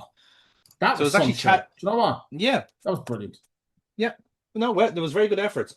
So Meunier was actually one of the goal scorers in that team in that match, I should say, and Hazard was the other. I think that might have been a penalty, if I'm not mistaken. I could very well be mistaken. So Meunier opened the scoring on the 4th minute, and then Hazard followed up then in the 82nd minute. It was actually 2-0. I thought it was 2-1 in my head. The 3 substitutes, you got one right, which was Dries Mertens. He did come on later on in the game, but the other 2 subs were actually Moussa Dembele, which I think you earmarked after the fact, and Thomas Vermaelen, of all people, to shut up shop. So out of that, you got 10 out of a 13 right, which is probably one of our best performances so far, which is pretty good. I think Dave got one team absolutely correct, but yeah, that was pretty good. That's not bad. You know what? I'm fucking proud of that. Yeah, no, good job. Very proud of that one. I won't get better than that, so I may as well just fucking live with it now. Yep, that's it. That's the highlight of your career. That's all we got now. So yeah, like I said, we might seen that our mini game had to do with Belgium. It made sense to talk about them then before we move on to our final quarterfinal, which is the one happening tomorrow or later on tonight, as this is going out, hopefully, which is France Morocco. on paper, certainly the most intriguing of the four, considering it is a repeat of the semi-final from the Qatar World Cup, where Morocco, I'd say you could say were accused of being a surprise package, you might say, becoming the first African team to make it to a semi-final. Um, and I think I want to be corrected on that, but I'm nearly sure that is a correct stat. Now that we've had 4 years to see how good Morocco actually are, and it's not just a surprise, it's not just a flash in the pan, they are actually genuinely a very, very good national Hmm. team, and there's far more to come. Yeah, all in preparation for the World Cup in 4 years' time. This is a fascinating matchup, and I have such a degree of sympathy for Morocco because I think they could have made the final if they didn't meet France in the quarters. You know, if they were in any one of these other brackets, Yeah, I would be comfortable in not in my safety and or so comfortable in my kind of in my assertion that Morocco would make it to the end. and there Um, was Zoran Mandani's pick as well to win the World Cup. well, isn't he like I Um, mean who are we to argue with the master of New York? I, So yeah. again, not one of those politicians who was like, "Oh, I love the ball and I love the best players and I love Messi." He legitimately loves football, Yes. and No, he and knows his stuff loves. to his credit. He knows his stuff. He does know his stuff Yeah. to be fair, and he's admitted as well that he was what the only quit football manager. Dirty quit Mm. when you lose a game and goes Oh, back into the it. yeah, He had to admit rage that he did the that. rage quit. The rage quit is a The real one. rage Yeah, quit, yeah. yeah. But now, in fairness, yeah, like I said, Morocco. I think like I've enjoyed watching Morocco this in this tournament. They have. I think you could say they were very very pragmatic in the first in the last World Cup. They were very much a case of uh their strengths at the time was certainly how kind of rugged they were as a team. You know, a lot of it Mm. was made about the Amrabats. You know, there was Northern Amrabat was the one that everyone knew about from relegated Watford teams of the times gone by, but Sofian was the one that was actually the star in the team and kind of got real, Mhm. very much like got a career out of it. But again, it was all the other players that like you knew of or heard of and stuff like this, the likes of Hakimi and Nesri and stuff like this. Um, but this team has evolved since. You know, that they have had some fantastic young players coming into the team, and also again, as we saw in the last podcast, they declared a couple of players too. This is a serious football project, and the Is fact that they have this been able to knock out the Netherlands by merit is absolutely no surprise at all. they not a single player was born in Morocco? Is that the case, or is it like one that played for Morocco? Um, Mental like I that. I think one of the starting 11s is like that, yes, but there are some players who actually have been born in Morocco, yeah. Um, I think it could have been the team against the Netherlands or the team they lined up against in the Netherlands. I think is that was the case, yeah. But there is a couple of actual Moroccan-born team players in the squad, all right. Just I don't think they've been featured as much. I could be wrong with that, but yeah. Um, but yeah, like I said, like it's a nice squad. It's a good balance. There's some serious talent in there, and again, I think it's such a shame that they end up facing France in this round. For what it's worth, I do believe that whoever wins this quarterfinal will win the tournament outright. I don't see anyone else kind of like topping whoever this kind of duo is. Morocco, I think, are the most balanced. I think they're the most sensible. They've opened up their play a little bit to play a bit more fun football. Um, their game against Canada was a procession. Quite honestly, they Canada were very much Canada very much gone like, oh, that's an actual football team, right? Cool. Yeah, Hmm. we'll go. We're done. Good night. Shit. Okay. Well, Yeah, look, we had fun, lads. It's all fine. It's grand. it's very much a case of we'll see ourselves out. Um, whereas I think with France, I think is the France have been my favorites for the tournament since the beginning. And Mhm. again, it's not just about the squad makeup; it is about the fact that like they have a cohesive unit. There's players in that French team that seem to be able to play for France better than they do on the club football. And for what it's worth, I include Mbappe in that. Um, but they have a system, and they've been able to plug in players that have say are only recently in the French outfit, like say Doué and Barcola, let's say, or Zaire Mhm. Emery is another good example recently, and they slot in perfectly. You know, there's no drop in quality, there's no drop in finishing and stuff like that. Um, the fact that like they've been able to kind of comfortably cover the deficiencies in the team with just quality players. Like the moment you think like, oh, like Benjamin Pavard was the one I was mentioning in the last podcast about like, you know, he turns up for a World Cup, so the fact that he's not in the squad, you're thinking, oh, he's gonna be a massive miss. And it's like, no, actually, no, he isn't. It's just like they just found another right back in Malagusto. He's fine. And if that doesn't work, just play someone out of position like Koundé. That works too. If that doesn't work, we've got two twin brothers that also play on both flanks. We're fine. It's like this is how you weaponize your colonialism to make a good football team. Um, That's what and, France have done, and it's worked for them. it really And has. France were playing the long game with the colonialism, right? They were. England They were. colonized half of the world. Not a single Mm. footballing nation amongst them. France, on the other Mhm. hand, were just like, right, lads, this is going to make no sense right now. But in like 100 years, it's going to slap. So just trust me when I say all of Africa. All right, just fucking all of it. Do you think that's why Jules Rimet sorted out the World Cups just so he could make a flex on the national team he knew was building from generations to generations? Is this been like Yes. a deep state conspiracy to make France the It's best been a deep footballing team? day, yeah. Yeah. There was one lad 120 years ago from like I don't know the back arse of nowhere, and he Yeah. time traveled, and he was just this is gonna be this lad Mbappe in like 100 years. My God, wait to see it. And you're right now. No, you don't understand. I am from the future. You need to invade Cameroon, or else you'll miss out on this Mbappe kid. Like, I don't make the rules. I'm just telling you what's happened. But no, all joking aside, this French team has a strong identity to it. They are able to. They've used it. It says their identity is the team, if that makes sense. You know how like we say like we have like certain countries have like styles attached to them. Like say Germany has like high work rate, high pressing directness. Spain has a technical game side to it. The Dutch have this kind of free flowing, you know, national kind of code to it. And Italy has a defensive play. France is a mixture, I think, of like really technically gifted and flair. Like for every Marcel Desailly who's able to break down like the attackers to beat the band, there's a Zinedine Zidane who's able to just maul players. There's a for every work rate player like Giroud or Griezmann, to his credit, there is an Henri who Yeah, has one of the finest touches in this that humanity has ever seen, and he still has that touch to this day, as Alexi Lalas will yeah. tell you. So it's that thing where like this team is genuinely unbelievable, to the extent where like sometimes the only thing that's going to beat France is France itself. Um, Yeah. you know, like they swatted away. I thought to be fair at one point that Mbappe would be their downfall in a sense, and Mhm. he's been nothing but because he's a bit of an arrogant prick.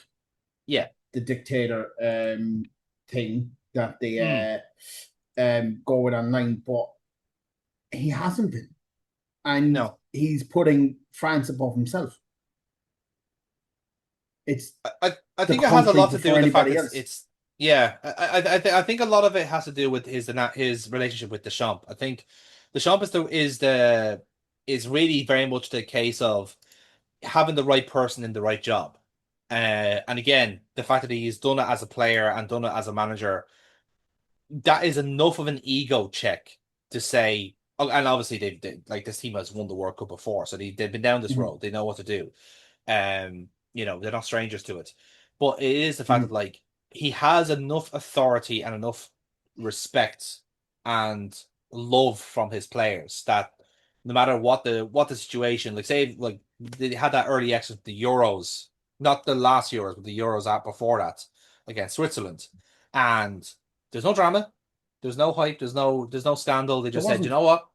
Bad day at the office. We'll go again 2 years time with the World Cup. And they made the final. Like they could have very well won Mhm. that final had it not been for some absolute like just The man scored a magic in the hat air. trick in a Mm, hat trick in a World Cup final and still lost. yeah, He's a freak of nature. yeah, absolutely. And again, it's like, and that looks like there could very well be what we're looking at for the final again in a couple of weeks' Yeah. time. But look, like I said, I think I'm personally looking forward to this match as well. Like I said, Northern England was my like one that I was really invested in, and France Morocco as well. Like, because I've seen this match before, I feel like I'm going to see the same outcome. Um, I know like on a scoreline you'd see like France only beating Paraguay 1-0, and you look at their face and think, oh, the France weren't that great. But I can tell you after watching that match, I was personally offended by how Paraguay played in that match. They Like that I seen a little bit of that. That was yeah, it seems like the manager for Paraguay went up and goes, "What are we going to do this? What are we going to do against the French? Murder." Do we all Paraguay. have? Do we all have like? It was just like, well, it worked for the South Africans, so I think it might work for us, lads. And that caused what? What? Oh my God! What was that politician in Paraguay? Oh Jesus, no! Let's not go here. Give I'm her not going to say fucking it out loud, right? attention. Yeah, I'm not no, going to say no, what she said, yeah, right? I'll say what she responded with because she did delete the post afterwards, right? mm, And her response to this was, yes, my post against Mbappe was racist. However, I will not apologize. I came from a society where gays were beaten and were calling someone a was normal. I cannot say that out loud because I think she'll beat me inside and this channel will be shut down. That that is was absolutely fair. Yes. it was nuts. What the fuck was that? It was Mm. like that's your Paraguay. Let's all calm down for a second. Just know your place. Jeez. It is actually quite incredible that like your defense for being a bigot is going, listen, I grew up a bigot. It's too late for me to change. Anyway, vote for me and I'll say it again. It's like it's like an absurd thing to say. But look, as I said, like it's Paraguay are in the wrong here. I'll be honest with you. When it Oh comes to yeah. a footballing side, I was not mourning their loss from this competition. To their credit, they got their flowers by beating Germany into submission. They weren't gonna do it again with a team that had actual quality in it. So it was never gonna happen. But look, it's as I said, like I think France have got what it takes to go all the way, and I think they're still my pick for it. Have you had a kind of change of heart in this tournament in terms of who you think was in the World Cup, Aaron, or have you stick to your original? Has anyone swayed you? Now, I know what you say that whoever wins this game will win it. Hmm. I think if France get knocked out, Argentina win it. Agreed. Agreed. Yeah, I would go with you on If that. Yeah. if the Argentinians somehow lose, I think if England don't win it, it'll be the biggest calamity possible because Mm. this is it. That's really, in reality, this is not against the Moroccans or anything like that. This is it. There's no Mbappe left in this tournament if they lose. There's no Yeah. Messi left in this tournament if they lose. This is your fucking moment now. Take it, run with it, and go for it. Hmm. So, yes, it does depend on a couple of things going their way, but the three top ones I have is France, Argentina, and then the Brits. Yeah. Like I would be I sickened can to my core see. if the Brits win. But I, I can see England in the final. I do see a pathway for them because I think they can beat Norway, and I can see them beating Argentina if they have a defensively good night at the office. I can't see them winning the World Cup outright because I still think they're just missing something critical. They don't have that kind of like that spark that France have. But as I said, like I think they will if we see one or two upsets, proverbial upsets in those quarterfinals, then there's nothing to say that they can't do it. Like I think again. Don't fucking rule out Norway as well. Like it's like in England can I have a don't bad day think at the that office as no, well. You know. I don't think Norway will win it. If they Mm, do, it'll be Leicester winning the Premier League type shit going on. But um, I think that if no, granted, the fourth choice in this is if the French lose, the Argentinians and the English lose, I think it's mm. Morocco's to win, which is again nuts to say out Very loud possible. that Yeah. Morocco have a chance, but they are the fourth, probably the fourth best side in this. They made the semi-finals the last time. The next World Yeah. Cup is in their home country with Hmm. the other two teams, but still, it really is up in the air. Like Hmm. I think until we get to a final and we see the two teams in the final, no one can say like for sure 100%. Yeah. I think this team will win Hmm. because it's it's been a bit of a it's just one of those tournaments where you can't really pinpoint anything.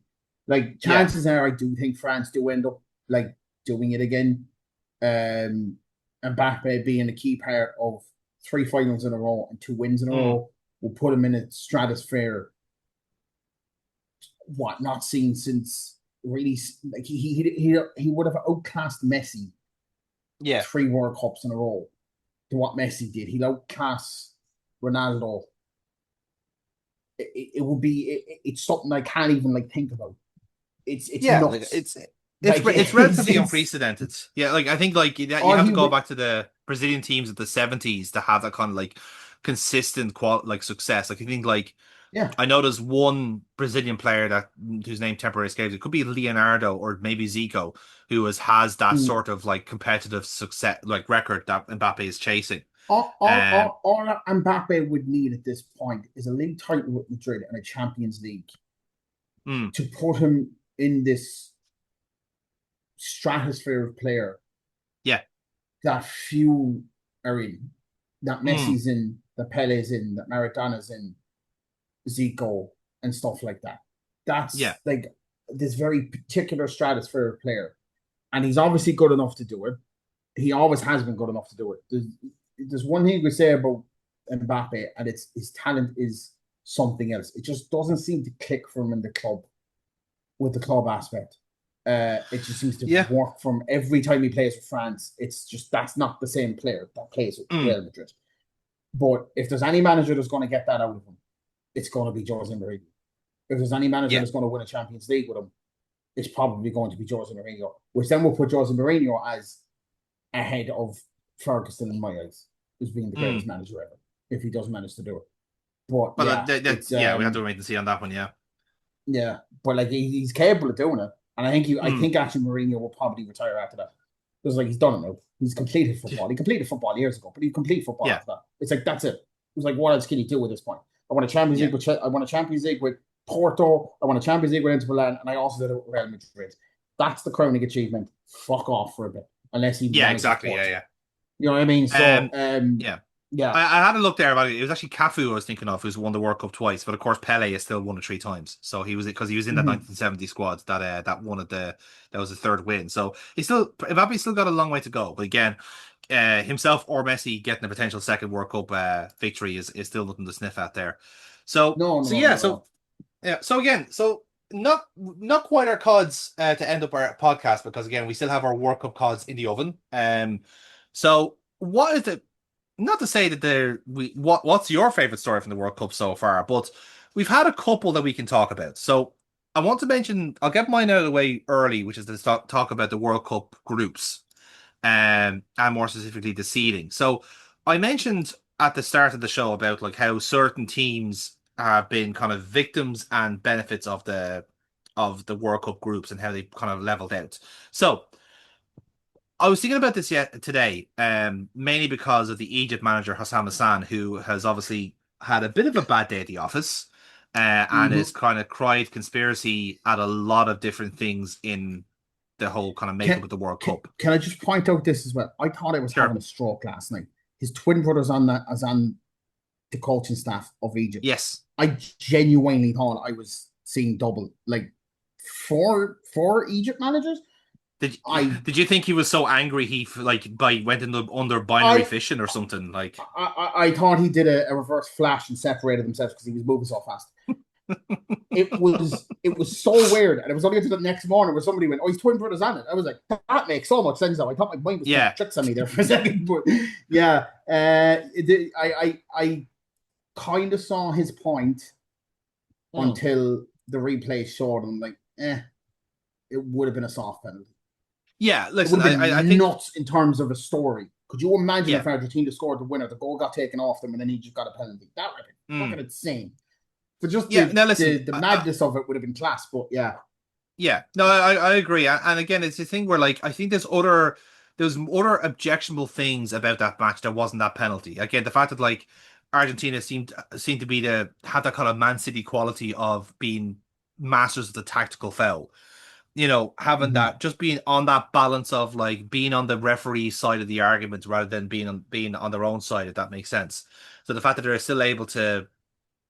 they've been able to avoid yellow cards is adding into this kind of layer of conspiracy. And again, conspiracy has been the kind of the theme of the World Cup in the last week, which is a real shame. But the one thing I wanted to discuss, because a lot of people have been kind of giving out about like, oh, these like Argentina has an easy path to the competition and blah blah, all this sort of stuff.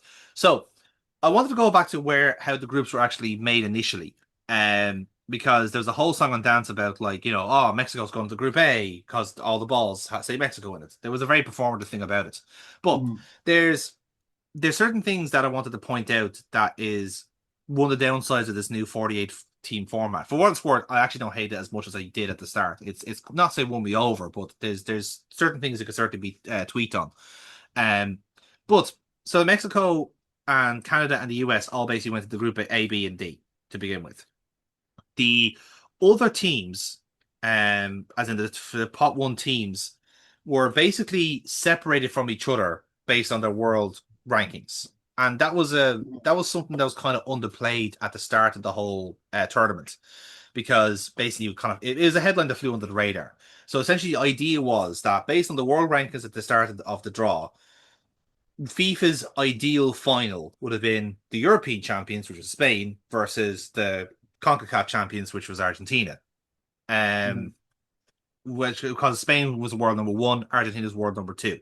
So the whole idea would be that Spain and Argentina would never meet each other at all until the final, hypothetically. Likewise, France and England would also be on opposite sides of the draw. So France and England could be another hypothetical final, and they wouldn't meet each other until the final as well.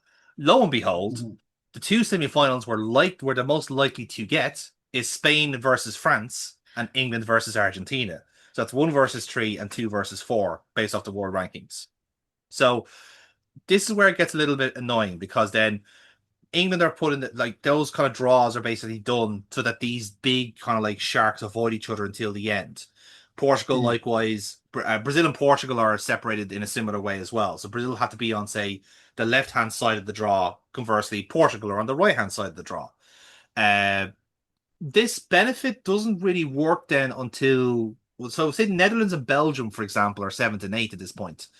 They don't get that luxury, because then they go into certain groups that essentially don't have the same kind of advantages that they have in the next rounds. So when I talked about the host groups, A, C, and D, A, B, and D, and I know these ones off the top of my head because myself and Kier have been doing stats all across the tournament, and some of them are a fucking head melt. But the A, B, and D, essentially, whoever was the winners of those groups, not only do you still get home advantage if you're one of the host nations, but you also are guaranteed to get a third place team from one of the groups, which is what they got. So I think, if I remember correctly, it was Mexico getting lost my train of thought here. Bear with. I think Mexico got the third place team in basically the other side of the draw, and I think Canada would have got the US got Bosnia, as we know. That was 1. I think I need to get my brackets up here again so I can go back to my point. Yes, so Canada got South Africa. So they would have got a third place team on their side of the draw. But again, don't forget, Canada finished 2nd in their group, so they didn't quite stick to the script. If they did finish top of their group, they would have been getting the draw against Algeria, and that path that Switzerland is on now was the one intended for Canada. Likewise, US stick to the script. They topped their group, so they had a relatively solid pathway up to the quarterfinals, which obviously ended early against Belgium. Mexico, you could say, were a little bit dicked over because they topped the group, did everything they needed to do, and then hit a brick fucking wall against England.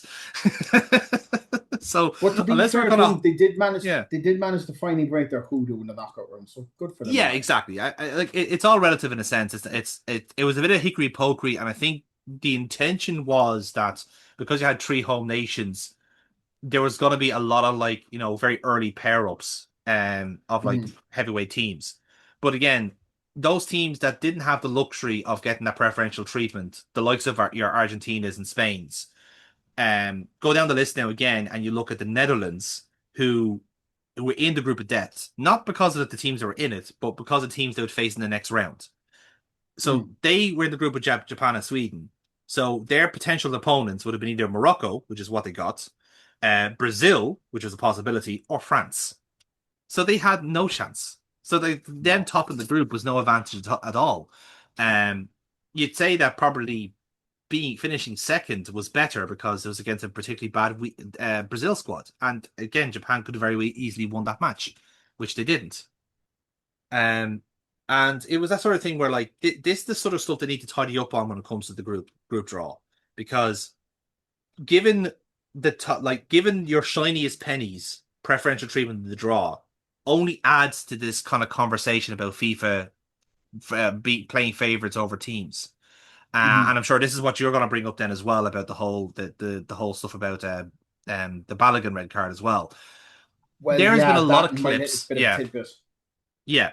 There's been a lot of clips of Infantino looking disgusted when a team that he personally doesn't want to win ends up Yes, in I've the seen losing that, side. yeah. Yeah.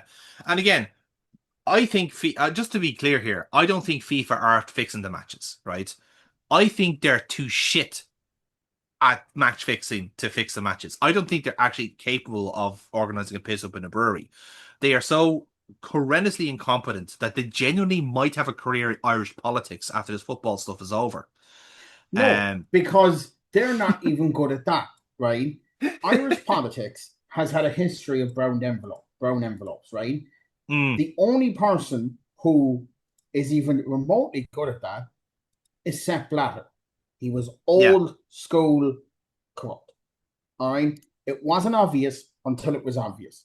Everyone knew he was corrupt, but you didn't know how corrupt he was until much like a Charlie Haughey or Bertie Ahern. You were just like, oh, see, he's taking some fucking backhanders here. I mean, you know, but when it actually became late, it's like, I'm not really surprised.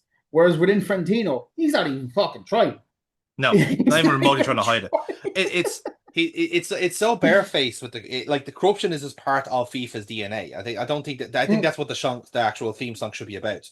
But the fact that like again, a lot of people have had this conversation and are a lot more qualified to speak about than we are. But genuinely, what was the benefit of like again? I was going about the group stages here, but the hickory pokery and the politics and the lobbying just gets up to a certain point where Argentina will have low ball draws against Cape Verde and Egypt relative to say the Netherlands or Germany.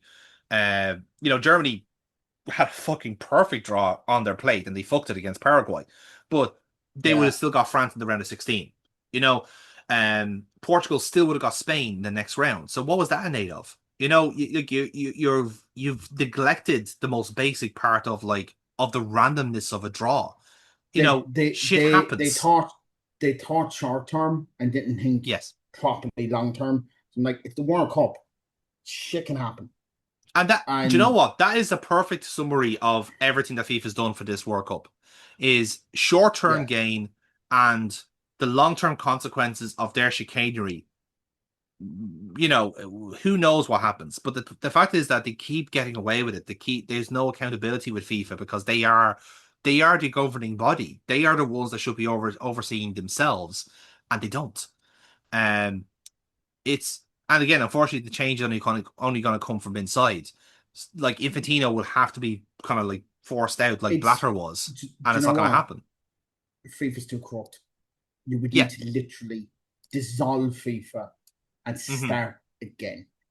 Yeah, we just got to accept the fact that FIFA is a corrupt organization.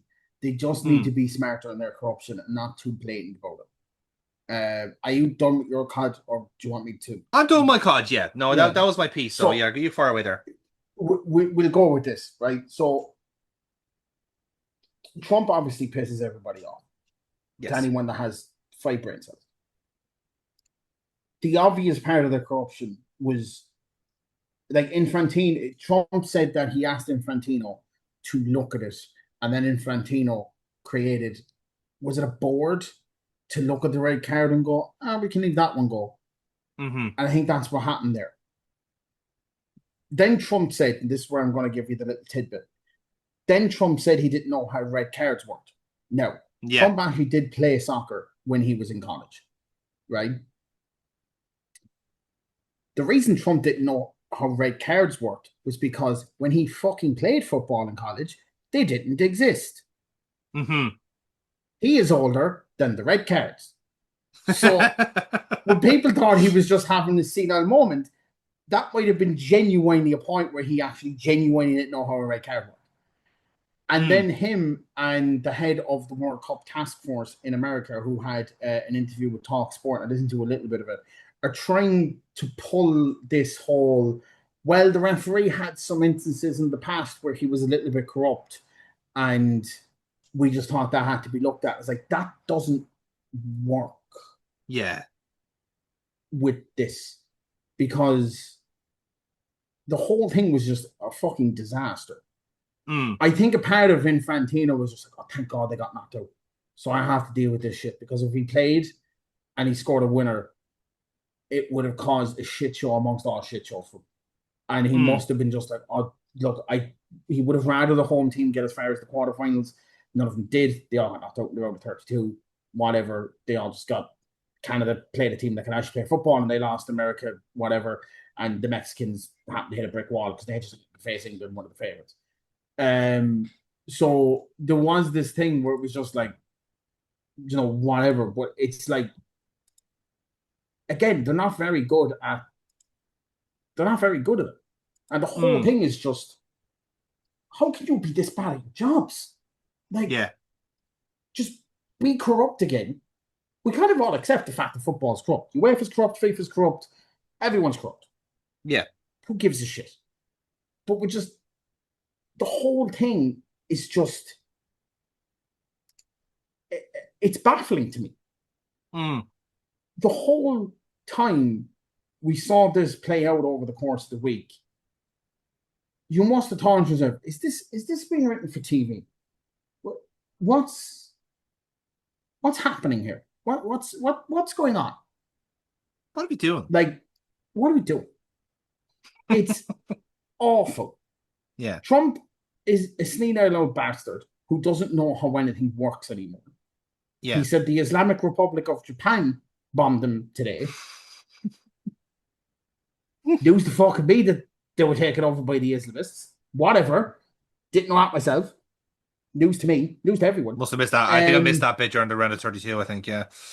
The moment Iran were gone and the American team were, he was just like, oh, we're back at war with Iran again. So that whole thing that we did last week, in the bin. Sorry to you. I can't wait for this to end. I can't wait for this whole tournament to end, in a sense, because we've 2 more years of this senile bastard before we finally get rid of him. And without getting too much into politics, I hope this is the end of Infantino as well. I think this World Cup has shown how bad he actually is at everything he does. Like, you're not even. It's an absolutely disgusting display.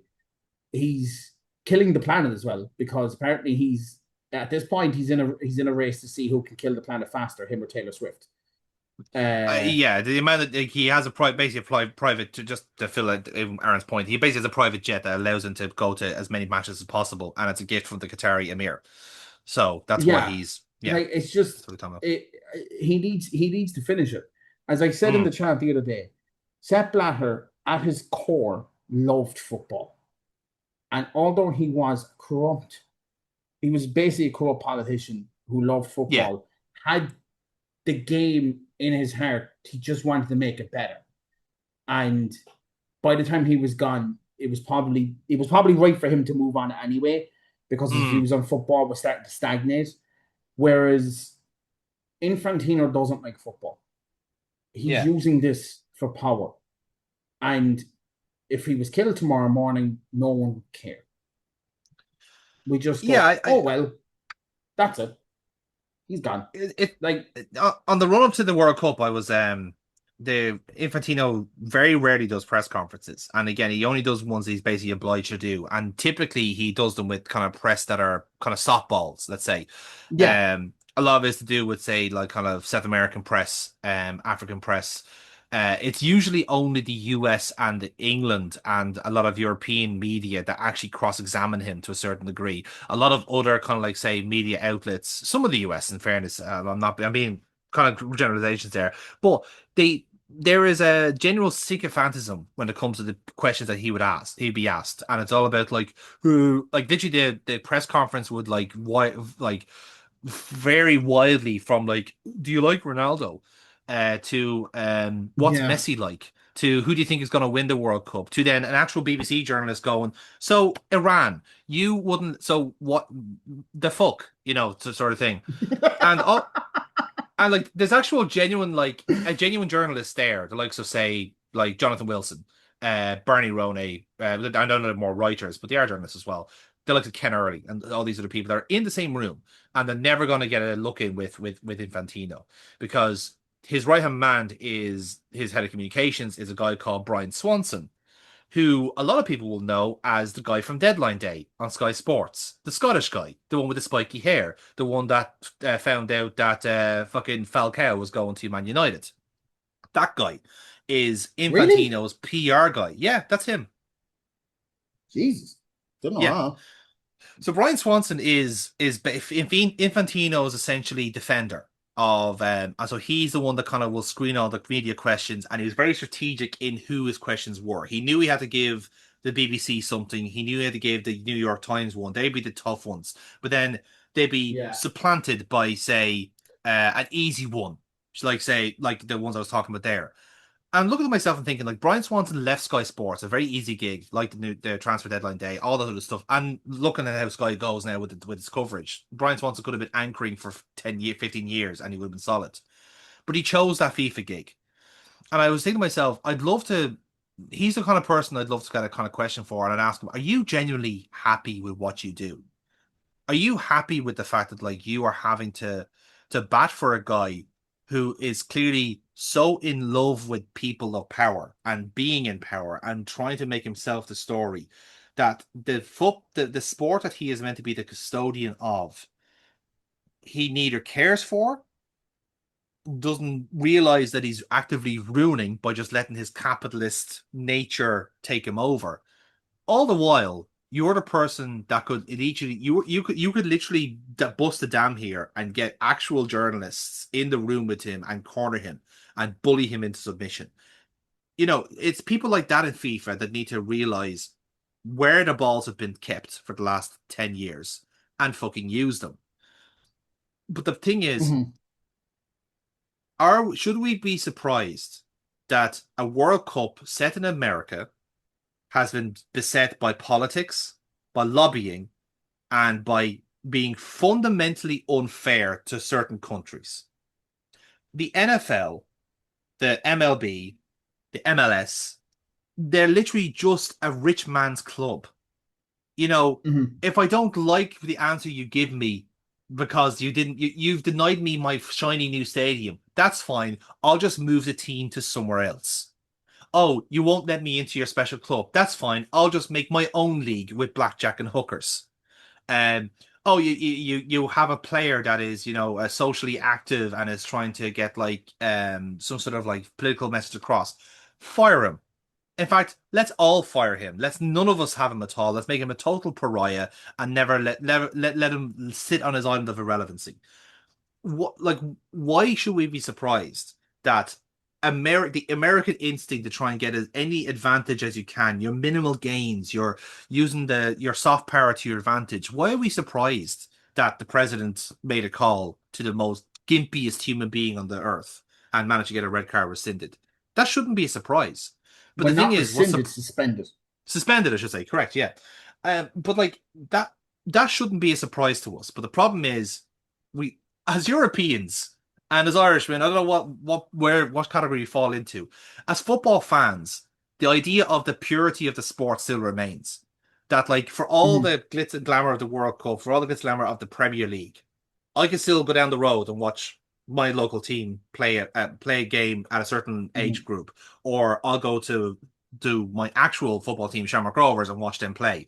For every glitz and glamour World Cup affair, I was still agonizing over them losing in the fucking Champions League qualifiers yesterday.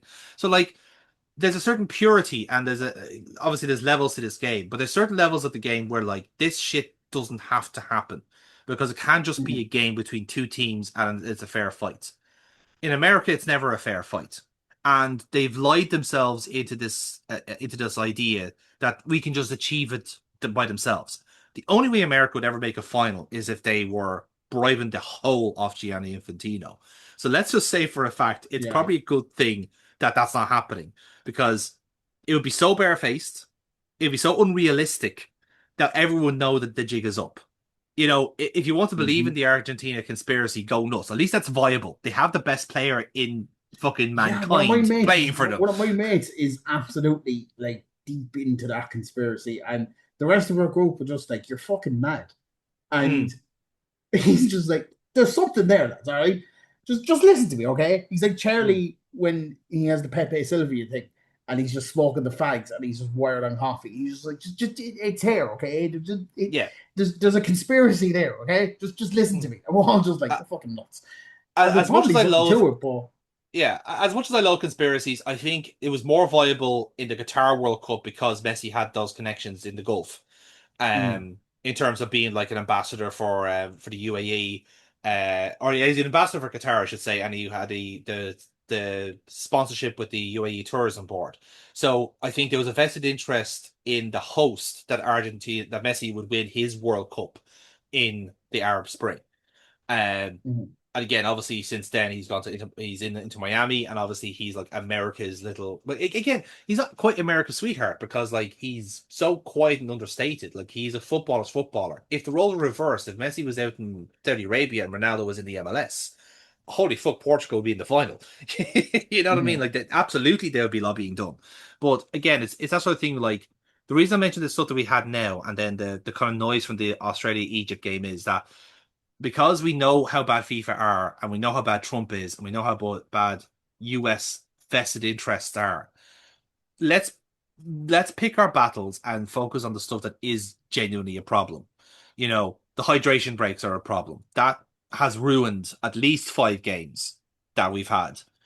Just because the Americans are... To be fair, right, I'm on the side of this being kind of needed, right? And I'll explain why. Because they're playing, they're top athletes. They're probably the most physically perfect human beings on the planet that play football, right? Okay. They've got the best sports scientists behind them and whatever. They're playing in ridiculous heat. They kind of need a break. And I know it's disrupting the flow of the game, and I know the whole bit behind it is that they're it's basically just a way to slip in ads for the American broadcasters. And I understand that part of it, and that's bad, and it's not great, and really it's not ideal.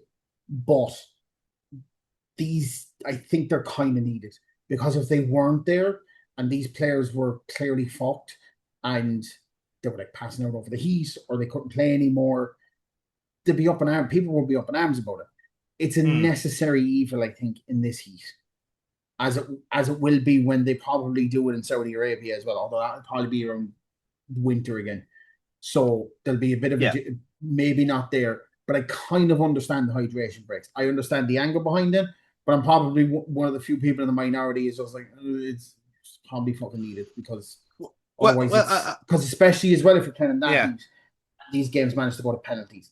These hydration breaks are probably godsend for some of these players. They probably won't publicly admit it because it would be an unpopular opinion, but I can imagine some of them were just like, it's like with the game last night with the Switzerland game. They're probably just like, I didn't want to do it, but Jesus Christ, it was 120 minutes of football in 35-degree heat. Probably better off than I had that for 5 minutes. Yeah. You know what I mean? I suppose it's worth noting that, like, and I agree with your point in the sense that hydration breaks are necessary. But what I would say to that is that in other competitions, in the Premier League and the UEFA, there's the protocol of which, when it is classified as unsuit, like as difficult for for people to play football in. So say I think the cutoff is when it's 24 degrees ambient temperature, or if the humidity is up to a certain point as well. That's when hydration breaks are enforced in. But what they do it is strictly to take in fluids. It's a minute 90, and off you go. And again, the Club World Cup, it was the exact same thing. It was literally mandated by like, okay, is it hazardous essentially to play football in this heat? If the answer is yes, you take the hydration break is wired into the match time. What we've got here is quarters by the back door, because and I understand that. I yeah, completely understand that bit as well. They've basically made quarters of football. They've finally done the thing that the Americans have probably wanted to justify for 30 years anyway. This is what I was going to say, was because like a good percentage of the matches that were played, I think it's in either Atlanta, I think is the one of them, and I think Foxborough is the other one. I think both of them are air conditioned stadiums. So if the hydration breaks were genuinely about player welfare, they wouldn't have been enforced in that match. But FIFA's kind of hand wave probably was would have that been better off to take it on a game by game basis. That was probably the right way to do it. Well, it's the mandated nature of it, is what I'm saying. So the fact, like, if they were mandating it over the entire tournament, then clearly the reason was that they had got advertising lined up for every single match, and they wanted to do something like the Super Bowl, where they want to have big ads for the final. And I wouldn't be surprised if they pull shit like that out for the final on the 19th, because that is something that they would try and do. So it is that sort of thing where like this is sort of stuff they will try to do because they are going to do it. It is in America, and that is pleasing the host more than anything else. Again, this World Cup, above all else, has been an exercise to make money. It has nothing to do with the sport, and that is the overarching theme. Because again, you're in America, you're the most capitalist country in the world. That is what they're going to do. That is why the tickets are 4 figures ahead. That's why you have to sell a child to get onto a fucking bus to the stadium. That's why like hotel prices the way they are. I was listening to a podcast there that like one of the cocktails on Ocean Drive in Miami was $80 because the World Cup was in town. $80 for a cocktail. I'd sooner fucking drink my own blood and sell it for $80. It's like it's stuff like that is what I'm saying. Like, it is a rip-off country and it's a rip-off tournament. It's that sort of thing where like it's important to point it out, like this is what this tournament is now, and not to normalize it is what I'm saying. Let's not normalize the hydration breaks. Let's not normalize the lobby. I don't think they'll be normalized, but I can see them maybe just now actually using them in the MLS more. I think American soccer is fundamentally changed because they've now been able to justify it. I know it's done. I don't think it'll be a thing that we'll see in all football. I don't see it happening in the Champions League, put it that way. I think UEFA have kind of said they're claiming that basically, there's a pissing contest on the way between them. That's going to be quite fun. Yeah, that's been quite fun. I mean, that's not something that's going to be a thing in UEFA. They don't need it. We're not as humid over here. We're not as hot over here. And also the football doesn't take place in the summer. So it's a bit. That's very true. It would be stupid to justify it. But I mean, again, I'm probably playing devil's advocate, is where I can see it. There's probably a better way to go around it. They should have taken it on a match by match basis, and they didn't. Yeah, exactly. Yeah, but again, that's free advertising money they left on the table. This is the mentality. So this is the way to looking at it. So look, I think we covered enough in this podcast, and we are literally at the end of the tournament. There's only like 7-8 games to go. That's it. Then we're done. And by the time that we come back, then we will know who's won the World Cup. But going to our heads, Aaron, in typical American fashion, who's win the World Cup? Right now, probably the French. And I will go French as well. Glad. There you go. And we'll see if we're right then in our next episode. So our next pod is likely going to be after the World Cup is over. Because it makes sense to I think the next time we'll be talking will be when it's all over, and we'll do a full post-mortem of the whole thing, who the rightful winners were. Did Norway roll their way to success? Are we going to be drinking our sorrows because England have actually done it? Who knows? If Norway win this World Cup, I will. I'm nearly certain it's somewhere in my house in Cork. I will do this podcast in my Scousy the Bear outfit that I used to wrestle. I'm so sure that won't happen. Oh, that's tempted. That's a carrot It's you're not. dangling out to the collective consciousness, Aaron. You don't, you know, It's not quite Gary Lineker in his boxers on Match of the Day, no. but it'll be funny nonetheless. Do you know what? It'll be for those that will be there. I think they'll enjoy it quite a bit. So yeah, I think that's fair. That's an incentive for the Norwegian team there. So yeah, we're gonna leave it here. So until then, guys, thank you very much for listening. And by all means, give us a follow and a like on your platforms of choice. Oh, And a quick one, just go for it, yeah. before we finish. United, Marseille have sold Greenwood. United just got 21 million in the bank because of that sale. It's probably the best thing that United could have got out of him, to be honest. I honestly, yes, he's moving to, I think it's Fenerbahce, but yes, we get 21 million from that sale, and I think Getafe get some of it as well because they took a risk taking him on loan, and they were just like, "What the fuck is that man?" Later on, we get some of that money, so maybe probably about 15 million we'll get out of it. I think in total, I think is what we get out of it. But it's a nice little sale there for us, and it's a little bit of extra money. Probably pay Tulemani's wages. So there's that. Well, anyway, that's one way to spin a success out of that anyway. So yeah, there you go. Right then. Yeah, until the next podcast, we'll see you for our post-mortem of the World Cup and everything in between. Because all of that, shockingly enough, was liquid football.